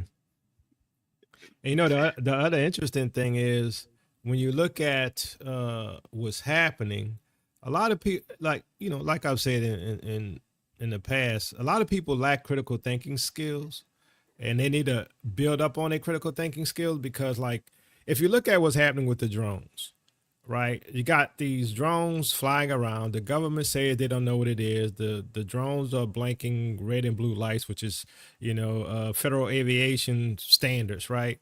But then Hmm. when they ask the government what's going on, they say they don't know. So they put this heightened sense of it's a UFO, something strange out of the ordinary, but you know for a fact that the government know. So therefore something is happening, is some type of psyop, obviously, right? Because the logical steps of figuring out what these things are is not happening, right? So therefore, you know as well as I know, there's no way drones gonna be flying over any nation and the nation not trying to shoot it down, intercept it, or do something, right? But they ignoring it like it's a bunch of insects flying over your head and they're gonna just go away on their own one day. Just like when they told us with the asteroid that was gonna come and park in our orbit for like 6 months or whatever. I'm like, Hmm. we don't ask these questions, right? And it's like then people say, well, you know, hey, there's no second Exodus. Well, I'm gonna tell you this: if there is no second Exodus, you in trouble. I'm gonna tell you that right now. You know what I'm saying? That's where we're at. I mean, obviously, we at a stage of a life-changing event, whatever that is. We're at the stage of a life-changing event, and your world isn't. We already told you we wasn't going back to pre 2019, Hmm. but what was pre 2025, you're not gonna go back to. Your world is about to change so much, and you're gonna realize that what we've been telling y'all is the truth. You about to have a life-changing event. That's what's happening. I mean, on a global scale, and it's gonna be worse than a lollipop time. Hmm. And you know, it's hard for people to imagine that, right? We've grown up in this generation. Imagine, I'll always kind of look at this. Imagine if we weren't awakened. Yeah. Imagine that if we weren't awakened, man. Can you do you realize how in sorts we would be? We'd have no type of understanding of what we would look at, where we would go to, what would we do. You understand that in hopelessness, that's where the enemy can attack because this is a spiritual battle, right? We may be helpless, but being helpless is different than being hopeless. And if you have zero hope, man, come here, take this thing. Come here. You know, you just need to do this. And it's not going to start all at once. You're not, you know, folks talk about, oh, it's going to be the mark of the beast. And it's not going to be all at once, but it's going to be over a course of time because the first iteration was with the lollipop. And this next iteration, more than likely, is going to be with what comes next. And then it's going to be a perfected situation. I would say maybe within 15, 20 years. If within Well, 15, 20 years. from what I see, their deadline is 2030 for the mark of the beast. And so Mm, when you think about what happened with the lollipop, which is life changing, when you think hmm. about what's happening with the crypto market, which is life changing because the way you do commerce and transact and trade, that's changing. When you think about what's happening between Ukraine and Russia, which is on a global basis dealing with the threat of nuclear war. That is life changing, right? All of these things that are happening and the supposed revelation of aliens, right? That Congress been meeting talking about disclosure events. That's life changing, all happening at the same time. Does that not tell you that a life changing event is on the horizon and is going to affect you and your family forever? Absolutely. And it's all coming on out. The more that they try to, deflect, oh, we don't want DEIs and this and that, all of that. I looked at that. I'm like, they're getting rid of that because there's not much time left. Yeah, and you could tell the way the power structure is moving. They don't care about the people anymore, right? It's this cabal that's in charge, and they worried about the agenda of the cabal, and nobody's you're not part of the plan. You see things happening on the movie screen, right? You're just a spectator, but they're the ones acting, and they're telling you the story, and you're supposed to eat it all. And people telling you, don't worry about it. Buy your house, buy your cars, and enjoy your life in Babylon, while everybody else making plans to leave the world behind. Exactly. So what's your plan, Jacoba? You gonna broadcast your plan to folks? I told y'all my plan. I keep telling y'all my plan. I got a since 2019 to before 2030, I'm really trying to get out of here by 2027 at the latest. That's why I'm trying to build up a way to make money on the continent, so to be able to survive and take care of me and my family, because my wife not coming unless I could provide for her, right? So, I've been making plans this whole time. Y'all may not know everything yet. Karis knows some of the stuff we've been working on, but I'm making plans. And hopefully they work out. But I'm not stupid to think, hey, a hurricane coming in, and I'm not preparing to flee the hurricane, right? Because it might flood, right? The winds might blow over the houses, and people might die in the houses, right? And so anybody who telling you not to plan, and you're seeing hurricanes on the horizon, you got to suspect them. I'm sorry. Yep. Yeah, you always have to plan, family. You have to plan. You have to make a plan. Don't come to me about the plan. If you want to have help with that, you can reach on out to Q2UA. You can come and volunteer.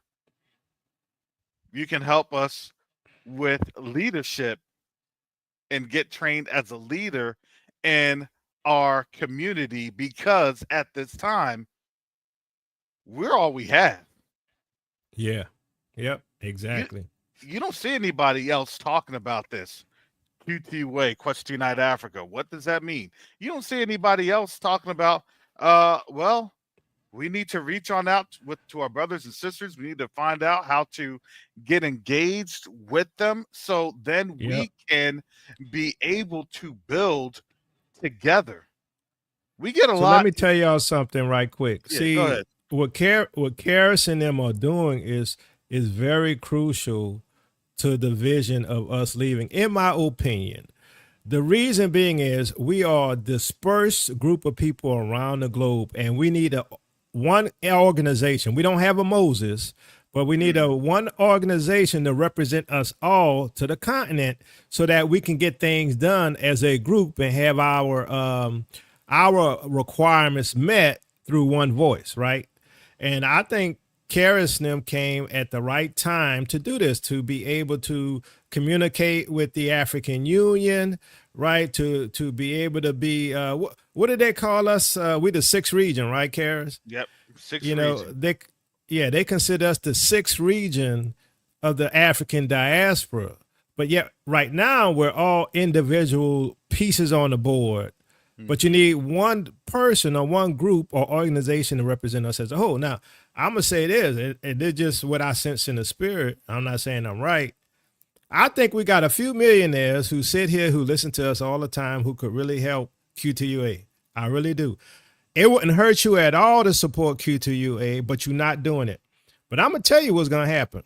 Because I talked to someone yesterday, and they know certain people, and they're looking at, well, what am I gonna do with my money? Where am I going to invest? I'm gonna tell you right now. If you invest here, you're going to lose it all. If you're looking to buy a property and real estate and stuff here, you're going to lose it all. If you're looking to invest in the stock market long term and gold and silver, and I'm not saying don't do it. I'm just saying, no, there's going to be a time frame where all that's going to crash. So you're going to have your timing right on when to get out. And what's your plan? Where you going to go? Right? So my plan, and I keep telling y'all what my plan is, I'm not hiding anything. My plan is to go to the continent to buy some property wherever I'm going to live. I don't know yet. Right. And try to build a foundation and figure out what kind of business or organization I can set up so I can survive there. Right. But a lot of people who have the means, and I know you there, I'm telling you, I know they're here listening. You got millions of dollars. It wouldn't hurt you at all to cut Q2UA $100,000 check. And I'm not trying to be a pastor. I'm just saying in reality. Wow. I'm just saying in reality. Let me get my handkerchief on. Let me wipe you off, Pastor Jacoba, brother, Pastor, Minister Paul. Wow. Mr. Paul. Yeah. I'm just saying in reality, we do need that representation. That's all I'm saying. You ain't got to listen to me, but I could tell you one thing. You're going to find out sooner or later I was right. That's all I'm saying. Yeah. There are a lot of fantastic ideas that we have. There are a lot of things that we have planned for that we are ready to pull the trigger on. And again, it is the resources. That's just how that goes. But there's a season, there's a time for everything. Even I don't think that people can, I don't think people realize this. Even when you flee, where are you going to flee to? Especially with the silver and the gold. Like, I'm not upset with our people. I'm just upset because I know that our people have never gone through any type of a customs, right? They've never cleared, into a different country. Imagine you have all that silver and all that gold, and guess what? They take that away from you. Yep. But that was mine. But that was mine. Nope, sorry. We got to strip because they did that in the 1930s, right, Karis? In the 1930s, they took away the gold and brought in the dollar and stuff. They could still do that again. Absolutely. You don't need that. Well, am I going to get credited for it? You are here because we've allowed you to be here. People think that, people think that just because they have something on them, that a government won't just take it away, and they can. And they will.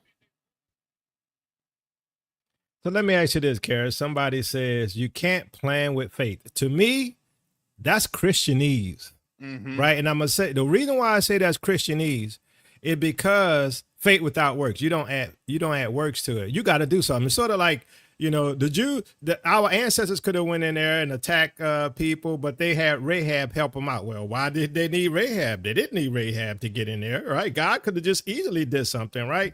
That's what I keep telling y'all. You don't know how the Most High gonna have this thing work out, and you got a role to play in this. That's what you don't realize. Y'all keep living the life of this blind faith, right? But it's not blind faith. It's faith with evidence. It's faith with the word. It's faith with works, because faith without works is dead. You see, and so that's why a lot of people say, well, I'm just waiting on God. Well, you don't know how God is going to move. I keep telling y'all that. You think you know how he's going to, he said he's come and get us. Yeah, but you don't know how he's going to come and get us. You don't know what role we play. You don't know Q2UA are part of that plan. See, you don't know if dry bones is part of that plan. That's what I keep trying to tell y'all. Y'all don't know, so you got to move and be led of the Spirit, and that's what I do. I'm moving as I believe the Most High is leading me. That's what I'm doing. Yeah, and there's, it's not to say that you can't move your money, but I'm going to tell you this. It's getting harder and harder to move your money because now countries are trying to not utilize the dollar. They're not trying to utilize it like that. You have the same So, thing. Yeah, go ahead. Go ahead. oh, I was gonna just answer this person. It says it's impossible to please Yah without faith. Yeah, but see that once again, it's the people who don't know their word. Can faith save? Not by itself. It must be coupled with works. With As the action. body without the spirit is dead, so is faith without works. You can't just have faith and not have any works. But y'all don't believe the Bible. That's what I realized, right? I realized Israelites, Christians, they don't believe the Bible. They believe their religion and their dogma. Mm-hmm. Now, so I look at it like this. Do we need gold and silver in the wilderness? In the wilderness, let me just say this. Did the children of Israel need gold and silver? In the wilderness. To buy certain things, to have certain things. What was going on with the Amorites? They were going to other nations and areas that they bought provisions, but they were told to not be around those nations in those areas. And then when they tried to do the provisions, then guess what? Then those nations in those areas did what? They turned on them. Remember the Amorites fought them off? They were going to try and take what they had and and that was that. But I'm telling you, this is going to be a different exodus that's here. Exactly. When you leave up out of here, you're going to go into someone else's country. You're going to cross into someone else's borders. We're going to go back into our land, but that's still going to be an artificial border, an artificial land. There's still going to be a government that's there. Yep. So, I think we kind of have to work within the practical situation. We're in captivity. I just can't tell my captors, give me my money, I'm out. I wish I could. Yeah. I know that's right. I'll be out already. I wish I could. Hey, y'all owe me some stuff. I need to bounce. Here's the court order. Here's all this stuff. And they still play games. That's not going to happen in captivity. It's the same thing. We're going into a country. There are 54 or probably 55 countries in the African Union. And it's not to worry. We're not worrying, but the Most High gives us a chance to plan. You just can't be saying, oh, it's this and that. Look, this is why you do have right now folks losing their jobs because why? Because they haven't planned. You have folks going to the soup kitchens because they haven't planned. Well, God's going to provide all my needs, and that's that. He will give you grace to an extent, but if you are not doing what the Most High needs you to do, then you are going to abuse it, and then you will suffer. I don't know how I started living in my car. I was, saying, Father, I thank you, and I just sat there. No. You're not being then a diligent servant. I'm sorry. That's literally what the word says. You're going to be a lazy servant. When the Most High is showing you everything that's happening, well, I'm just going to sit here and I'm just going to, it's going to be all right. The government's going to get me. I love y'all and the government. Can't have both ways.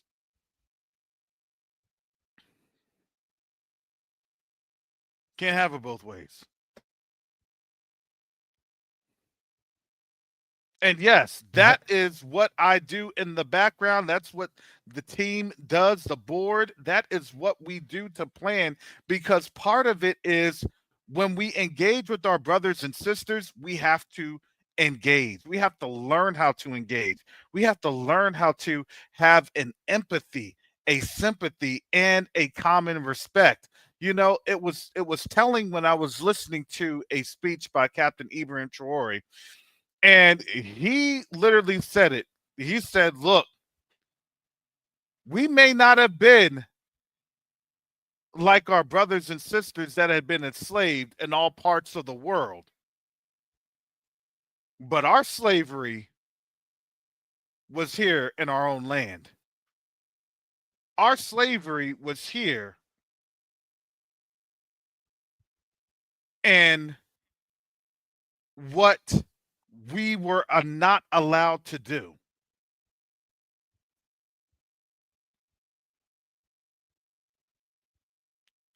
So now our brothers and sisters on the continent are waking up to the fact that, yes, they had been enslaved. They had been in bondage. They had been under the yoke. Their chains were just a little bit different than ours. But if they got out of line, they would get corrected amongst themselves.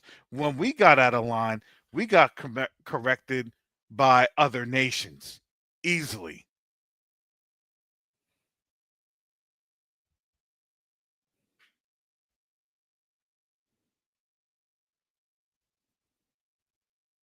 Now, and I know it's hard for people to understand this system. I know it's hard because when people try to look at flee and people try to look at, well, you know, they're just gonna stay here. Look, when you flee, you still have to have a plan. But when you're dealing with what the Most High has provided, it's going to be an easier plan.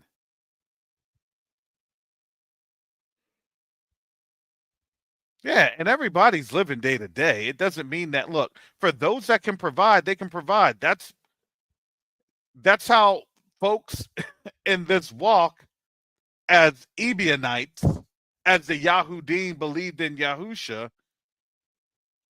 folks were given according to their means.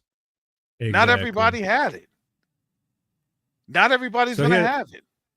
So here's the thing. Proverbs 22:3 says, a prudent man foresees evil and hides himself, but the simple pass on and are punished. You see the evil that's coming, you're not doing anything to prepare for it. Now, my philosophy is you do it what you have in your hand. You like, most of us live in paycheck to paycheck and day to day, right? But guess what? I guarantee you that little hamburger or whatever you were buying, or that little hat that you bought, you could have took that and put it in some crypto. You could have bought some stock with that. You could have did something with it to help your money grow. You know what I'm saying? There's things you can do to prepare for the coming catastrophes. And so a lot of times we think we got to have a lot of something. And I had to learn that whatever you have in your hand is enough. The Most High gonna make it grow. Or he gives you what? He gives you witty ideas and inventions. And guess what? Yeah, exactly. He puts you in front of those that can get things done. Yeah. You know, the saddest reality is the Most High put us in front of. He put us in front of the government of Burkina Faso. And just as Jacoba said, $100,000, that goes a long way to provide a gift to our brothers and sisters. Do you understand what that gift means? Yeah, it's a lot. I know it's a lot for our people, but there are some of our people, it may not be that much. Yep. I ask this question all the time, even for, you know, because I ask far and wide. And them folks, especially the name snatchers, they have millions of dollars at their disposal, and they won't give us a dime.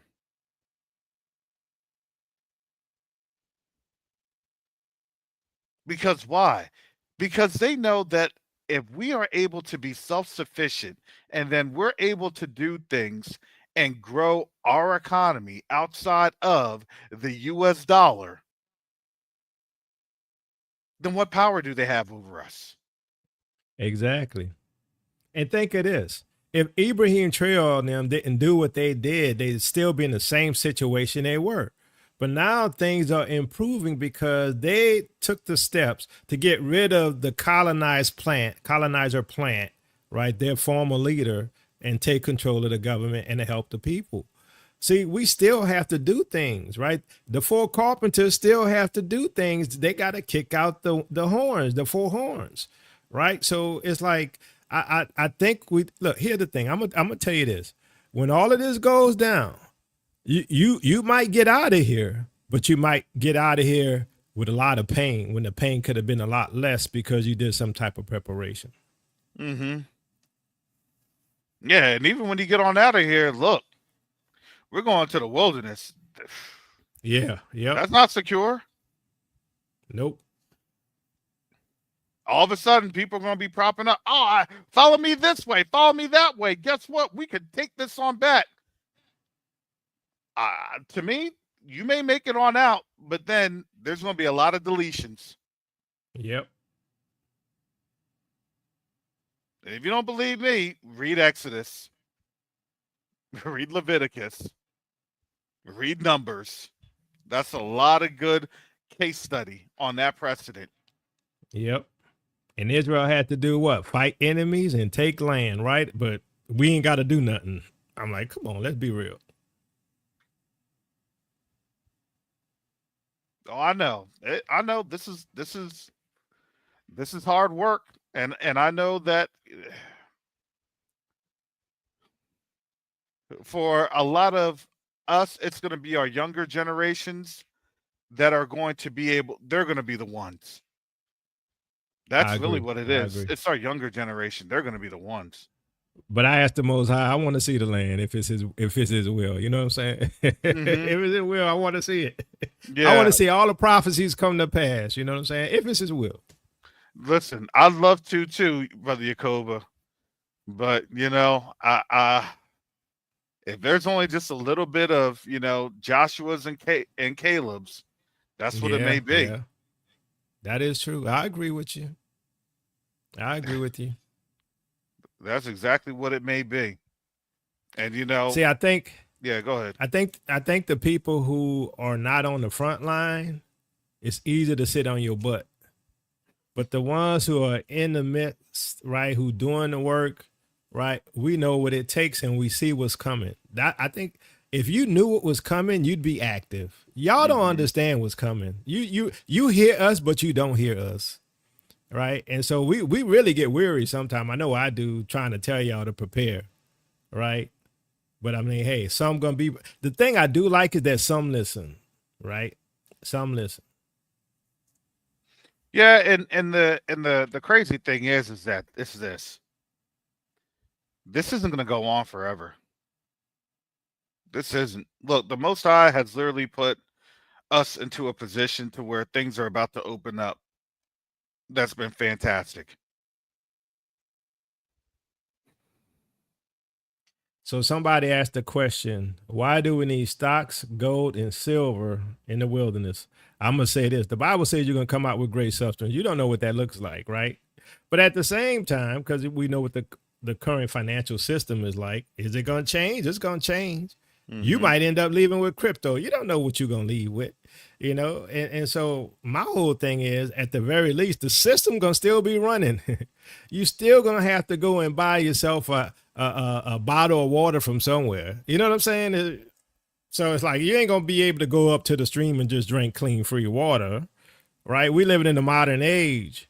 That's why I say, it's like, we're thinking like we're our ancestors living 2,000, 3,000 years ago, right? You gotta understand and put these things into a modern context. Yep. And here's the thing. I would say this when people say the system has us. Honestly, it doesn't. This system does not have us right where it wants us, because everything in the system is collapsing. If it had us right where it wanted us, then guess what? The economy would be good, because why? Why complain when you're being fed, when you're being comfortable, when you're driving what's perceived to be nice things, when you're living in what's perceived to be nice accommodations, when you have the perceived luxuries and the accommodations that, you know, we once had. Look, things were great 10, 15, 20 years ago. That's where the system had us right where we want to be. No, I would argue no, the system right now does not. And it does not because we're on here. We're talking, and it's not just us. There's millions of us. If the system had us right where we wanted to be, I wouldn't have gone over to Burkina Faso to meet with President Captain Ibrahim Traore back in May. The system does not have us where it wants us to be. Because I would argue that the system is now collapsing. Yeah, we're at the bottom. You want to know why we're at the bottom? Because we choose to be at the bottom. We're choosing that. Yep. I'm sorry, we are. Yep. Well, I don't want to do this. I don't want to donate. I don't want to support your channels. I don't want to do this. I don't want to. Okay. And then you're complaining we're at the bottom. Yep. I'm sorry, we don't have time for that. And the funny thing is that, you know, Yakoba and I are on up here, and we can't even tell you what we're getting ready to do. But we're getting ready to do some things, but we can't tell you that. Because some major things, family. And if this take off, y'all gonna be shocked. It's not if, Brother Cove. It's not if. It's when it takes okay, off. When. Yeah. Let me say when, Brother Kerr. It's when. Yeah, when it takes off. Because it is going to take off. Yeah. And when it does take off, then we're going to need some help. Yep. We're going to need some help to make it a continued success. And when it's a continued success, then there's other components that gather around it. And when did that start? It started here. It literally started, Yakoba, with you. Grassroots efforts. It started with you. And look how you got involved in that, Yakoba. You didn't even realize it.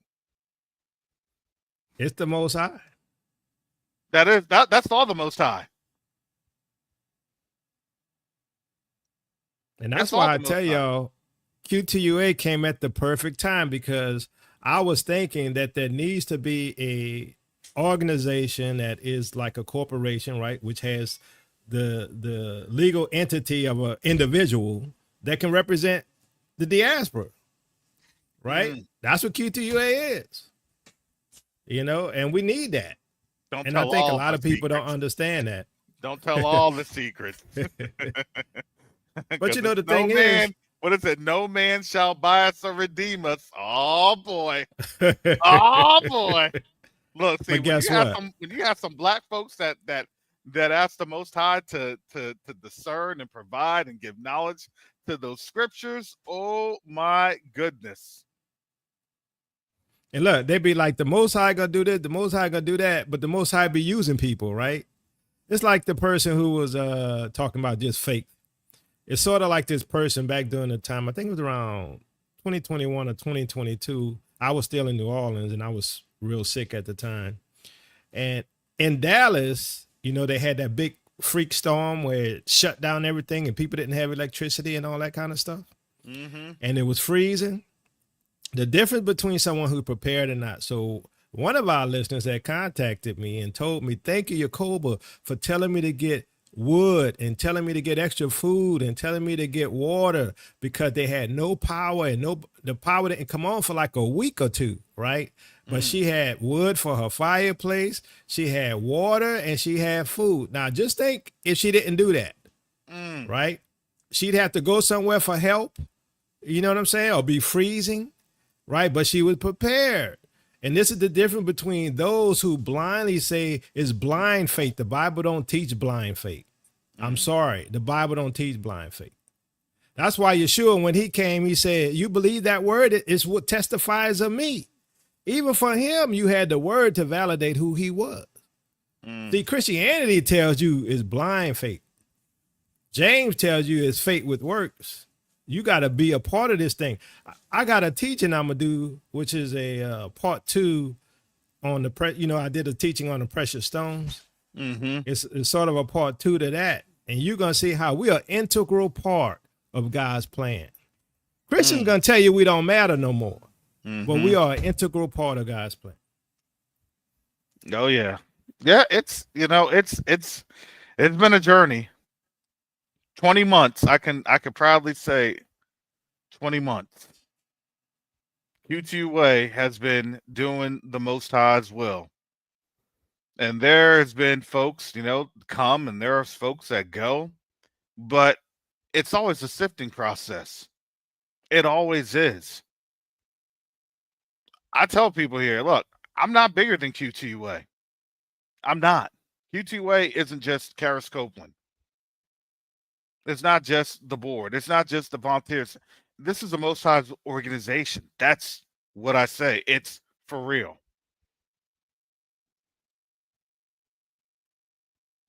But I think the Most High that He had allowed me to lead an incredible and dynamic organization at this time, to see the things that He's putting into place. I'm going to tell you, family, you're in captivity, because I can't even tell you all the things that the Most High is doing. Because it's hard for me to tell what's getting ready to happen, because we're here in captivity. There are plans that are being made regarding us.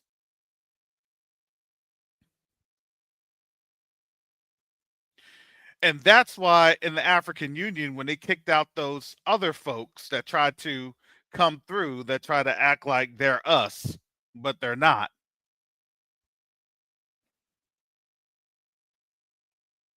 They understood what the assignment was.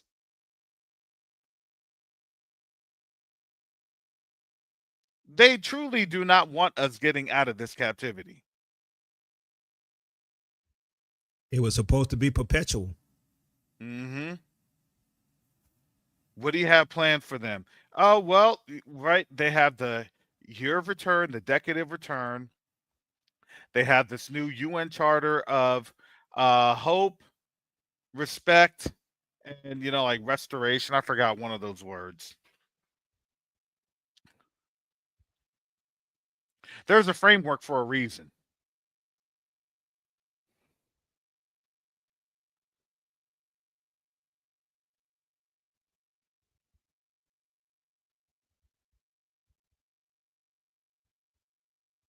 But the reality of it is, how are you able to provide that?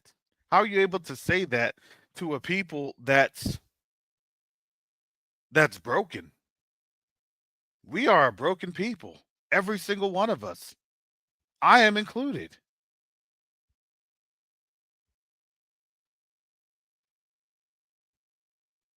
And if we don't know how to be unbroken, that's for the Most High. The Most High has a work to do in each and every one of us. Some of us more than others. But there is going to be a requirement for people to up and leave. I'm sorry, it is. And we do not know who the Most High will bring from. That's the ships of Tarshish, Isaiah 60.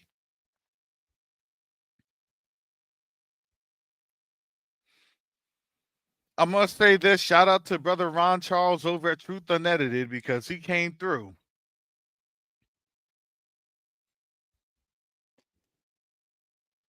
Yes, there is a second Exodus that's happening.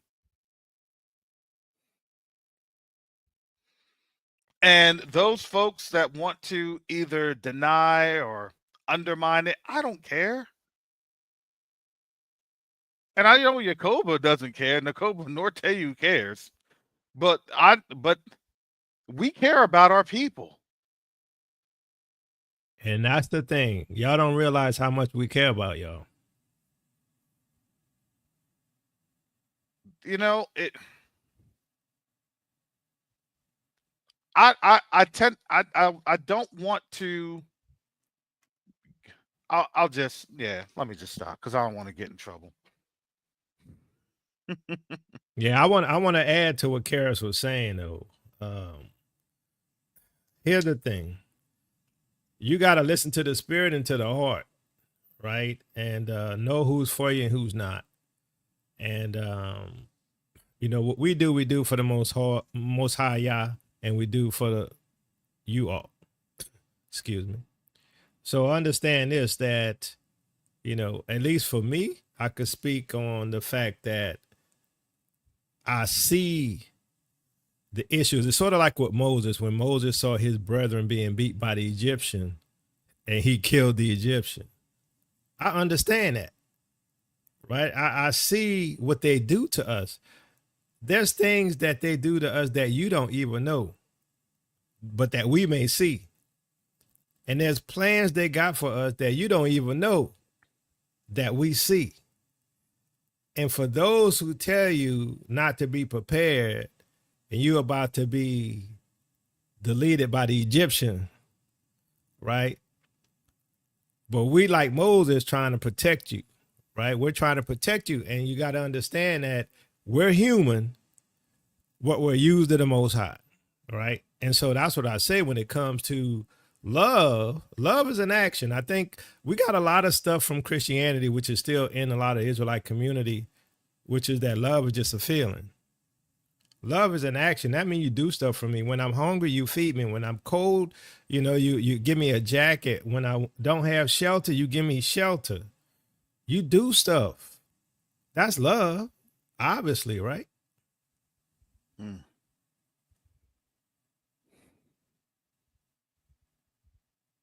Yeah, it's now, Yakoba, love is not abuse, and it's not Yeah, it's not abusing or being abuse. Yeah. abused. So Yeah. I gotta I have to put that on out there. Oh, but but Love is doing to others what you would have them do unto you. That's what it hmm is. absolutely. And and in this walk, man, you're gonna get bad mouthed, you're gonna get lied on, you're gonna Oh, go through yeah. the whole 9 yards. That's just how that goes. That's how it You know goes. how many videos I got of me, care? I've had some videos of me, but none like you though. I'm not at your level. I am not at your level. But when this thing takes off, then I'm gonna have some. Then I'm gonna have to prepare to be at your level. Oh, you all are doing this. You all are doing that. Look, the hate will just come because it's like, oh, well, it was nice when you all couldn't do anything. And trust me, family, you have people actively praying against this organization for Oh, real. yeah. Oh, yeah. Oh, for real. So the funny thing is that when the Most High justifies, when the Most High does, then hey, that's going to be between them and the Most High. That is going to be between them and the Most High. But here's the thing: all we can do is just keep moving and keep doing and keep looking towards the future.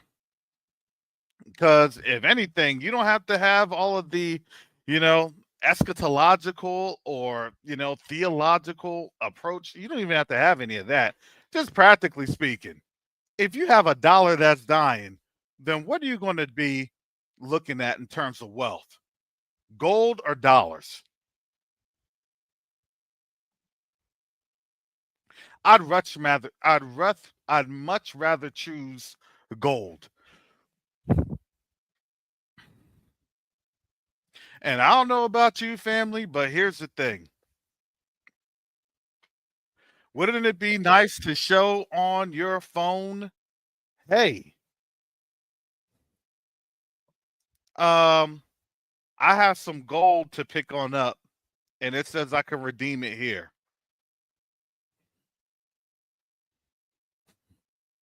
Here's my ID. Here's my user ID.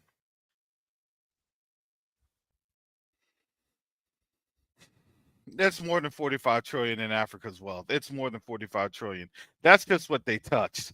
There's quadrillions under Yeah. Africa's feet. Oh yeah. Quadrillions. There's so much wealth, it can't even be defined. That's just how that goes. Let alone the unknown minerals that they haven't found That yet, they right? haven't I'm like found. yeah. Well, when we get there, we finding vibranium. Yeah. Look, I don't care what them drones have. We get there, that vibranium will have nothing on what them drones have. That's going to be 5-6 generations old when we get there. Let us have access to that continent for at least 15 years. Stop. We are literally a brain trust family, and it's hard for me to explain to you that is what they see in us. Imagine they see more in us than we see in ourselves. Isn't that crazy? They see more in us than we see literally in ourselves.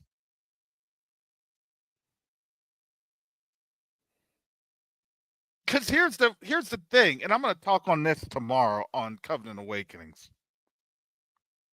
I'm going to speak on validation. That was actually going to be my message tomorrow.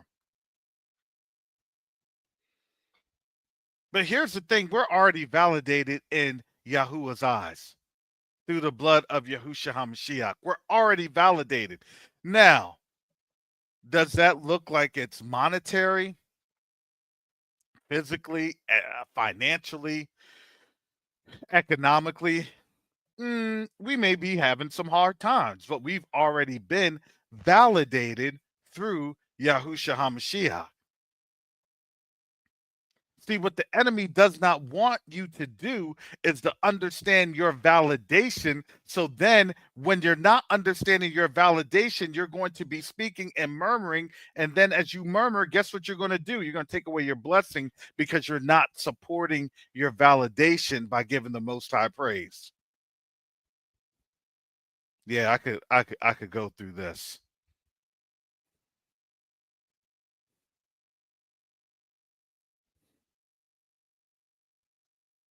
We have the knowledge wealth. They literally have the wealth. So imagine you put all the knowledge wealth and the wealth together. We'd be that song. We're unstoppable. Da, da, da, da, da, da, da. We're unstoppable. Which is why they try their best to say, hey, well, we're everything except for an African, an Israelite from Africa. We're everything except for that. Because why? Because they don't want us to have access to that wealth. That's Yep. the plan. They don't want us to have access to those resources. The funny thing is, you realize, Brother Yacoba, we actually did a scholastic tag team this year with our publications. What do you mean? Right? The Rise of Africa, right? The continent. Oh, okay, yeah. You see what I'm saying? So I came with it from the resource economic perspective. Yakova came with it from the spiritual perspective.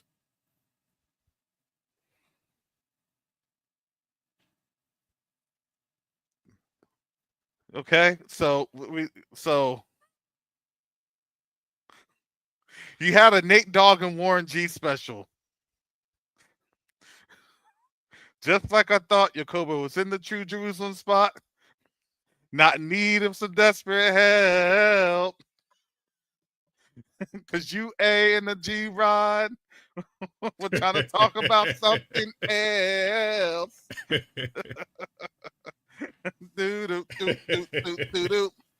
Oh my goodness. Yeah. And how appropriate that this happens this year. I didn't know how bad this economy was going to be. I knew that they were tripping, but now they want to trip right at Christmas. Well, you know what? We're sorry, but there ain't no money. Merry Christmas.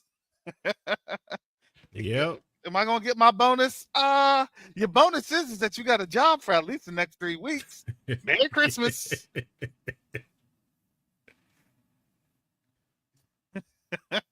And you may get furloughed. Oh my God. Let me get on out of here, but I want to say this. All right, so my brother, he does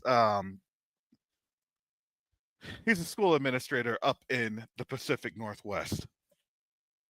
When he started, they said this. They said, we're going to give you this this raise, right? This percentage wage or raise, you know, to as an increase because they, you know, on paper, because it's a state, it's school, it's, you know, it's state government. They said that they were going to give his, you know, that raise of something percent. I think it was like 3 or 4%. Here's what they did. They said this. They said because of budgeting, you have a wage of 3 or 4%, but we got to furlough you for certain days so you still make the same as what you make. And they call that a raise.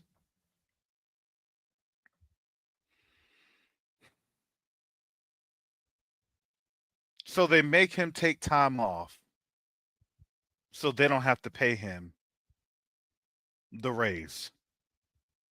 So it's like 2 or 3 days a month.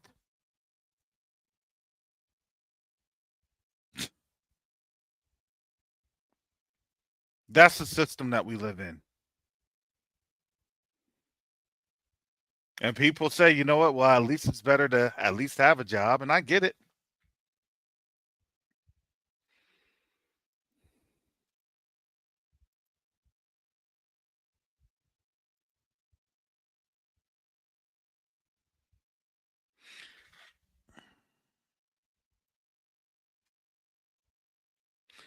Do you see that comment right there, Brother Yakoba? Endure it, trust in Yah, ask Yah to lead you in all ways. That one. Mm-hmm. None of these things cost money. Well, that's sort of understood, I think, right? I think the thing that people don't realize, which is part of our brokenness as a people, is the concept of Ubuntu, right, on the African continent. And Ubuntu says, I am because you are, right? And so that means when I'm looking out for me, I'm looking out for you. When you're looking out for you, you're looking out for me, basically. You know, And here's that's something funny, we lost. I want to say this. Here's the funniest thing about that. You will not see that on any type of a white channel. Yeah, exactly. You won't. You just won't. I'm not trying to come after you, make it make sense. But that's something you don't see in a white channel. As a matter of fact, their paradigm is a lot different. Look, the Most High will bless you to provide so you can have what? The available resources to do those things. No, it may not cost money, but you will need money to do things. Coming up here on StreamYard, guess what? That costs money. Having an email through Quest2 Night Africa, it costs money. Being able to go and work with our brothers and sisters on the continent, it costs money. Do you notice, Karis, that it's an issue when black folks ask you to support their ministry, but when white folks have a ministry, they don't have to really do that too much with their own. It's sort of like True News, right? With Rick Wiles. He has a whole staff of people and a church and a building and TV equipment and everything, right? I mean, white folks support their own. Yeah, right in Vero We Beach. don't. I've seen it. I've seen their thing. My aunt only lives like 30 minutes from there. Vero Beach on the other side of Florida. Yeah, go ahead. Yeah, but when black folks say support us, it's a problem, right? Have faith, pray, endure, right? And that's what we always do. Why? Right? Because why? Because we can't unite. So you understand that scriptural text is, or that is literally disproved in scriptural text, because Yahusha couldn't even go to the temple without paying the temple tax. What did Yahusha say? I don't need to go in. I'm the Most High. Because there's a system that's in place.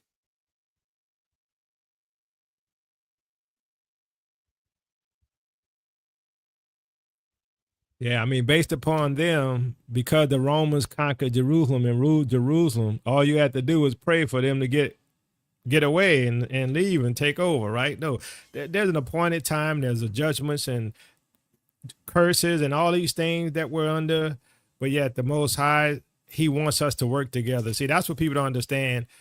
That's why when you see that, well, I was about to get into my teaching, but anyway, Yeah, go ahead.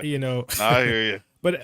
But that's why you see in the scriptures that Israel looked out for Israel, right? Mm-hmm. And then we're supposed to be that way. And we're trying to help y'all and us to get back to that, right? Where we move as a unit.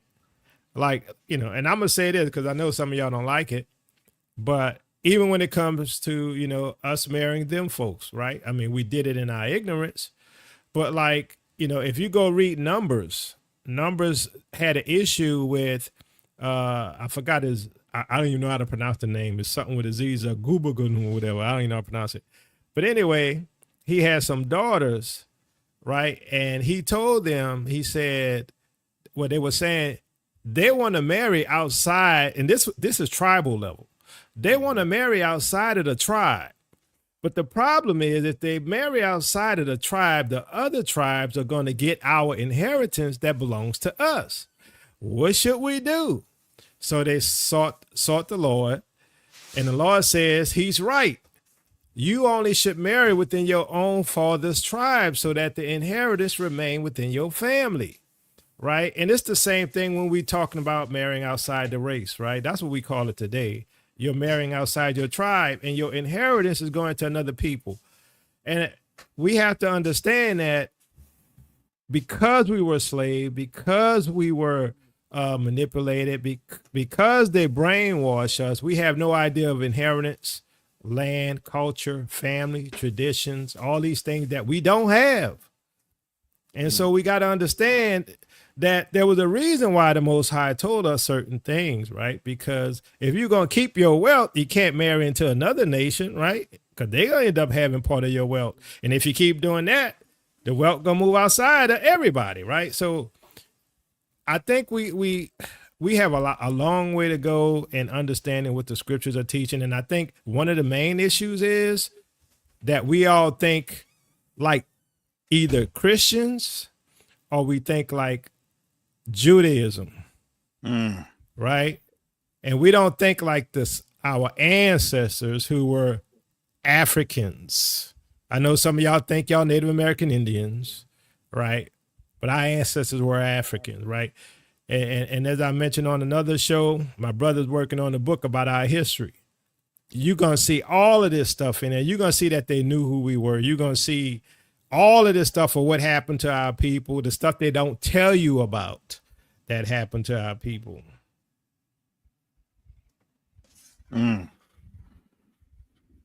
Exactly. And that is what has happened to us as a nation, as a people, as a group. And look, no one is perfect. Everyone here has faltered. I myself am included in that. But the Most High does give us grace. And He gives us that grace we're not going to be able to be under that grace forever, especially as we're moving. We've been under grace to survive, to be the remnant.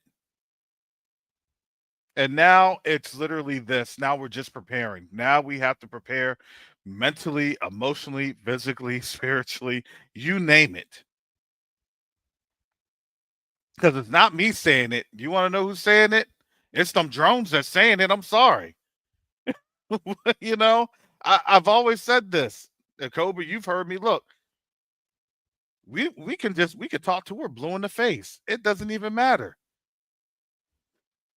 But when they start seeing it, Oh yeah. that's when you start to prepare. When they start talking about it, that's when you start to prepare.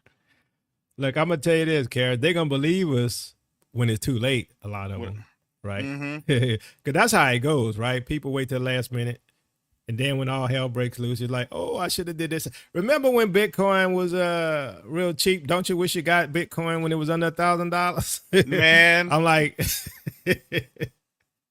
I a wish lot I of us had don't Bitcoin in realize, you know? 2020 when it was like still 25,000, 30,000. Man, I know. I sold my stuff. I was like, forget this. I'm not holding on to this nonsense. Yeah. But that's like for me, I've been holding on because I know the prophecies and I know where they're going with the system. That's like the AMTV guy. A lot of people don't like him. I like him, even though, you know, he's a right-wing Christian. But he's pretty smart. And I think he sees things pretty well, what's happening. And I think one thing he's doing, which is really for his people, which I can't blame him, and he's building this, what he called basically, what is it called? Something Island. But basically it's like an investment thing for people to save their money for when we move into the new system. Island Project, that's what they call it, the Island Project. So, you know, he's tokenizing real estate. And so people putting their money there so that when they switch over to the new system, those who are denominated in dollars won't be losing their wealth, that they will still have wealth because everything is tokenized and in crypto. And, you know, they're all supporting the system. Now, I think the flaw in his plan is that at some point they're going to change the laws and you won't be able to buy, trade, or sell unless you have to mark his name, number of his name. So at some point that's not going to work. But like with anything, you know, like I say, even for me, why I invest in crypto is that there's a transition phase. And that's what I'm planning. I'm planning my way out during the transition phase, you know, so. Mm-hmm. Yeah, no, absolutely. And trust me, I'm working on that project too in the background. There are a lot of things I'm working on in the background, family. And Yeah, I you mean, know, we got a plan. Yeah, it is. It's a planning thing. It's just what the Most High has been showing, has been, you know, allowing me to do. And it's not for me, it's for us. It's for us as a people. Because at the end of the day, I'm sorry. We are all we have. We all we got.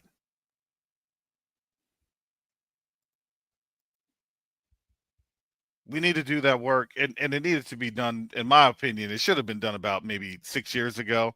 But hey, who am I? The Most High knows, right? It's all in His timing. But I thank the Most High for His timing. You know, you start to get squashed a little bit in that timing. Oh, you get pressed a bit in that timing. Am I right, Brother Yakoba? You get worn out a little bit in that timing. You Oh, get they don't know how much squeezed. we get beat down, boy. I ain't gonna lie. But the Most High keep us going. You may want to, you just may want to cancel your channel and delete all your videos in that timing. You may want to say I give up and I'm just gonna revamp my whole, you know, internet Yeah. presence. How many times you want to walk away, Karen? I'm done. I don't need this. The questions that you need to ask that would have been more appropriate was when didn't I want to walk away? Yeah. Man. Cause then the enemy would be like, I got something for you. So, but it is, we all get beat up. Folks get beat up in certain arenas. Everyone has a calling in this awakening. You're going to be in one position, you're going to be in another position, but there's all a position, because here's the thing: what are you going to look like on the continent? And that's the thing that I want to have everybody take a look at. When people left out of Egypt, they didn't leave out of Egypt just. They left, they forgot everything about Egypt. I forgot it. What did you do in Egypt? Man, I don't know what I did. I forgot about that whole thing. No. They brought skills with them. Some were artisans. Some were literally engineers. People were skilled workers. They left out of Egypt, but they had a knowledge base. So for Judah, for us, the dispersed, when we come back, yeah, they know a few things on the continent, but on the continent, their knowledge is not as robust as ours. And that's not to downplay, their knowledge. No, it's not. It's just the fact that when you see what they have learned, they have been miseducated intentionally, and they're beginning to realize they've been miseducated. I'm telling you, seeing that process or seeing that process of miseducation, especially when you go to countries like Burkina Faso, you have folks that go and return to Burkina Faso, and their knowledge and their level of education, it exceeds the resources that they have on the ground. So for someone that was educated in France, in England, in Germany, and in the United States, they understand the education, but they have zero resources, because the resources underneath of their feet has been dedicated to other nations. And that's literally what hurts. That is what hurts. I've met with the doctors. I've seen the hospitals, their operating rooms, their maternity wards, their neonatal, their postnatal care. I've seen folks that are coming in for acute illnesses.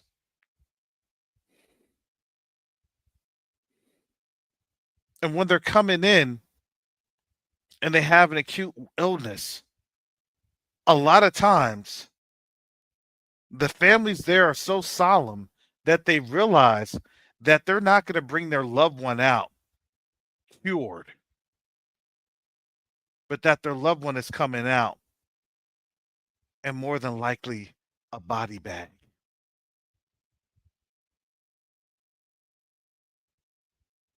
That's horrible.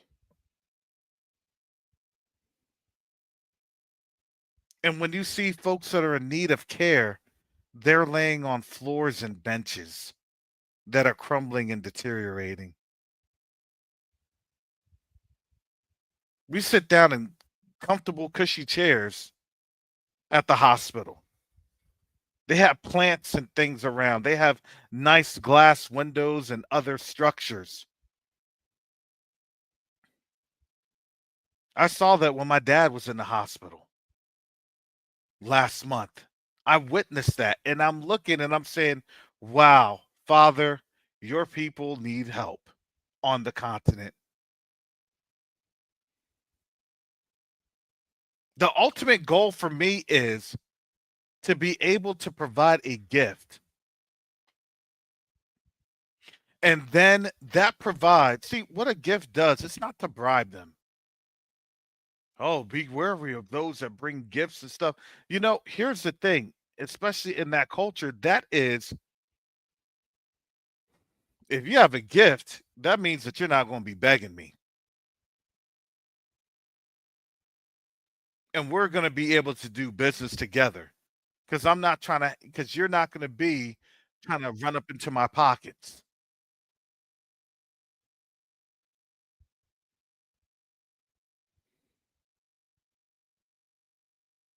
Now, I had to have them understand, yeah, your gift is going to be a bit pricey.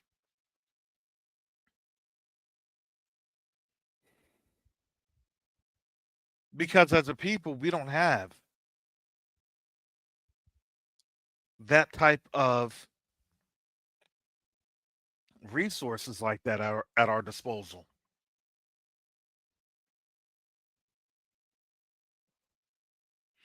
100,000 is easy for them.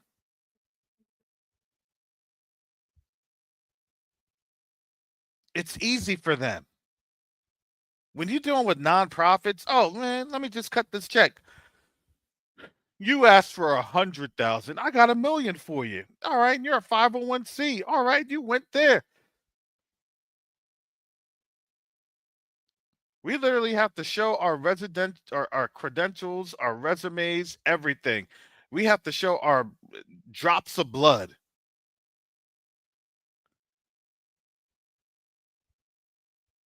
We got to make sure we're literally having our fingerprints taken.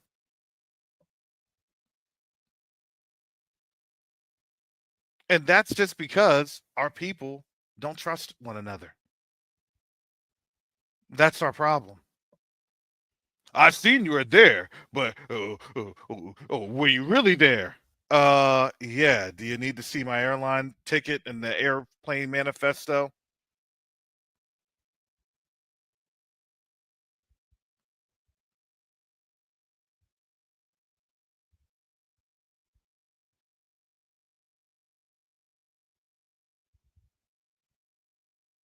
I pray we get this.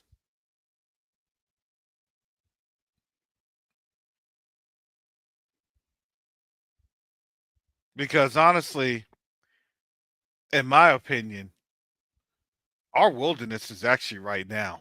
That's just my opinion. Right now, we're in a spiritual wilderness. When we get removed, we'll be in a physical wilderness. But waking up, our people have woken up into a spiritual wilderness.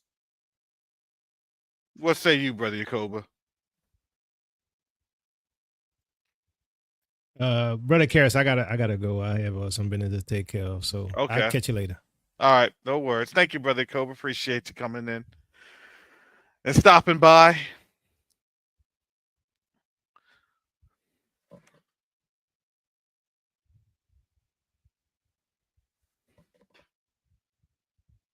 Yeah, they don't want to. They're not trying. That amount of resource.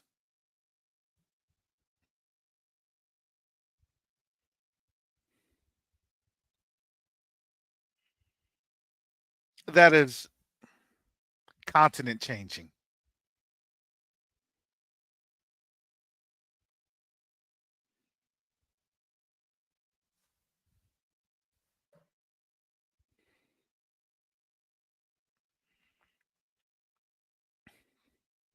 But again, it is up to us.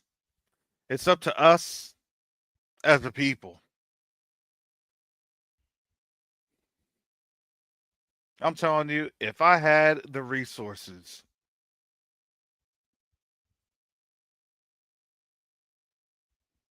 it's not that. It's not if.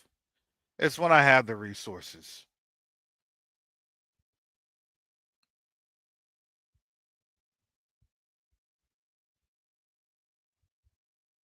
support of this mission is bar none.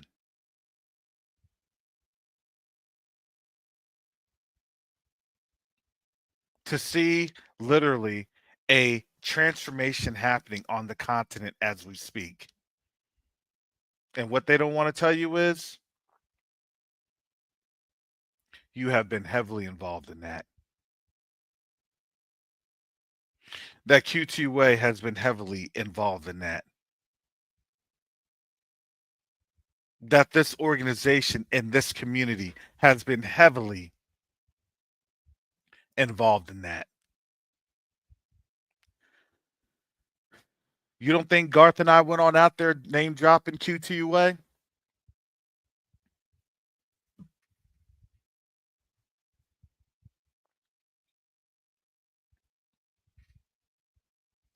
We have.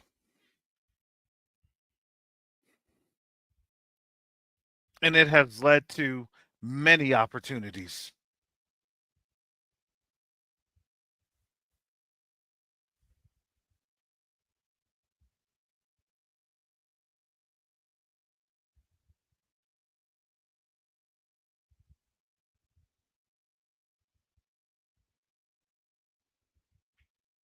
And that is, yep.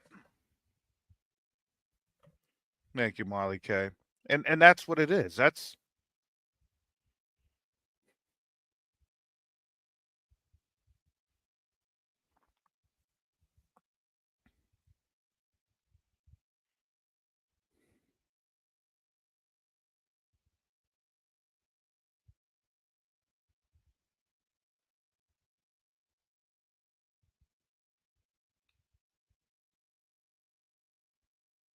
so, yep. That's the conundrum. The greatest resources. And there is a disconnect between our people and theirs. That's a pretty sad reality. I want to trust you, but I can't. And you know what, though? You never know. Things could turn around. Because, Ibrahim Traore just fired, most of the government.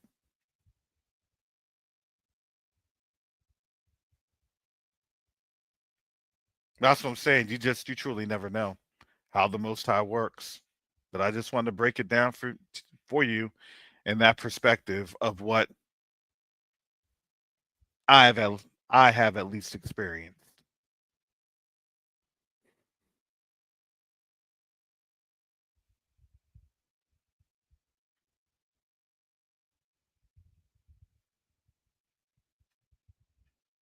So that's it, family. That's all I have.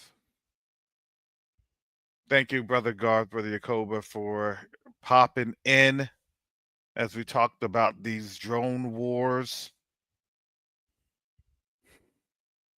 Because we all see where it's heading to. And hey, for those that would like to take action, they can. For those that don't want to take action, hey, just sit there. That's between you and the Most High. I'm going to say my piece and go about my day getting some things done. And that's it. Thank you, Kawana Ya Israel. I appreciate the super sticker that goes towards the Q2A channel. Thank you. We appreciate it.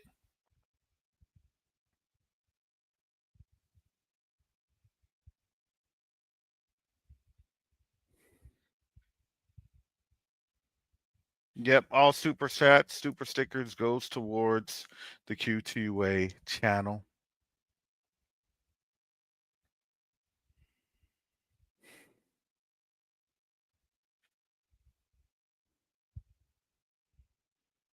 So, yeah, that's all I have, family. You can catch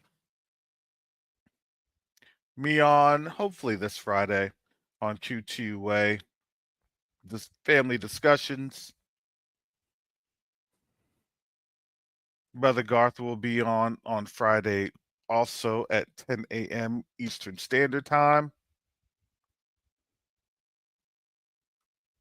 For those that are not able to financially give, hey, pray for the mission. Your prayers are amazing.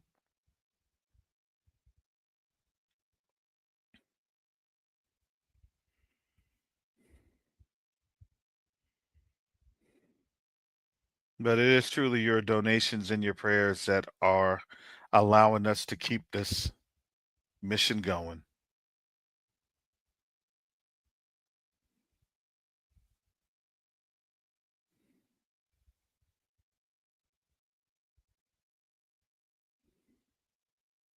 So with that said, family, I got to get up on out of here. And with that, you all have a blessed day. And until the next time, shalom.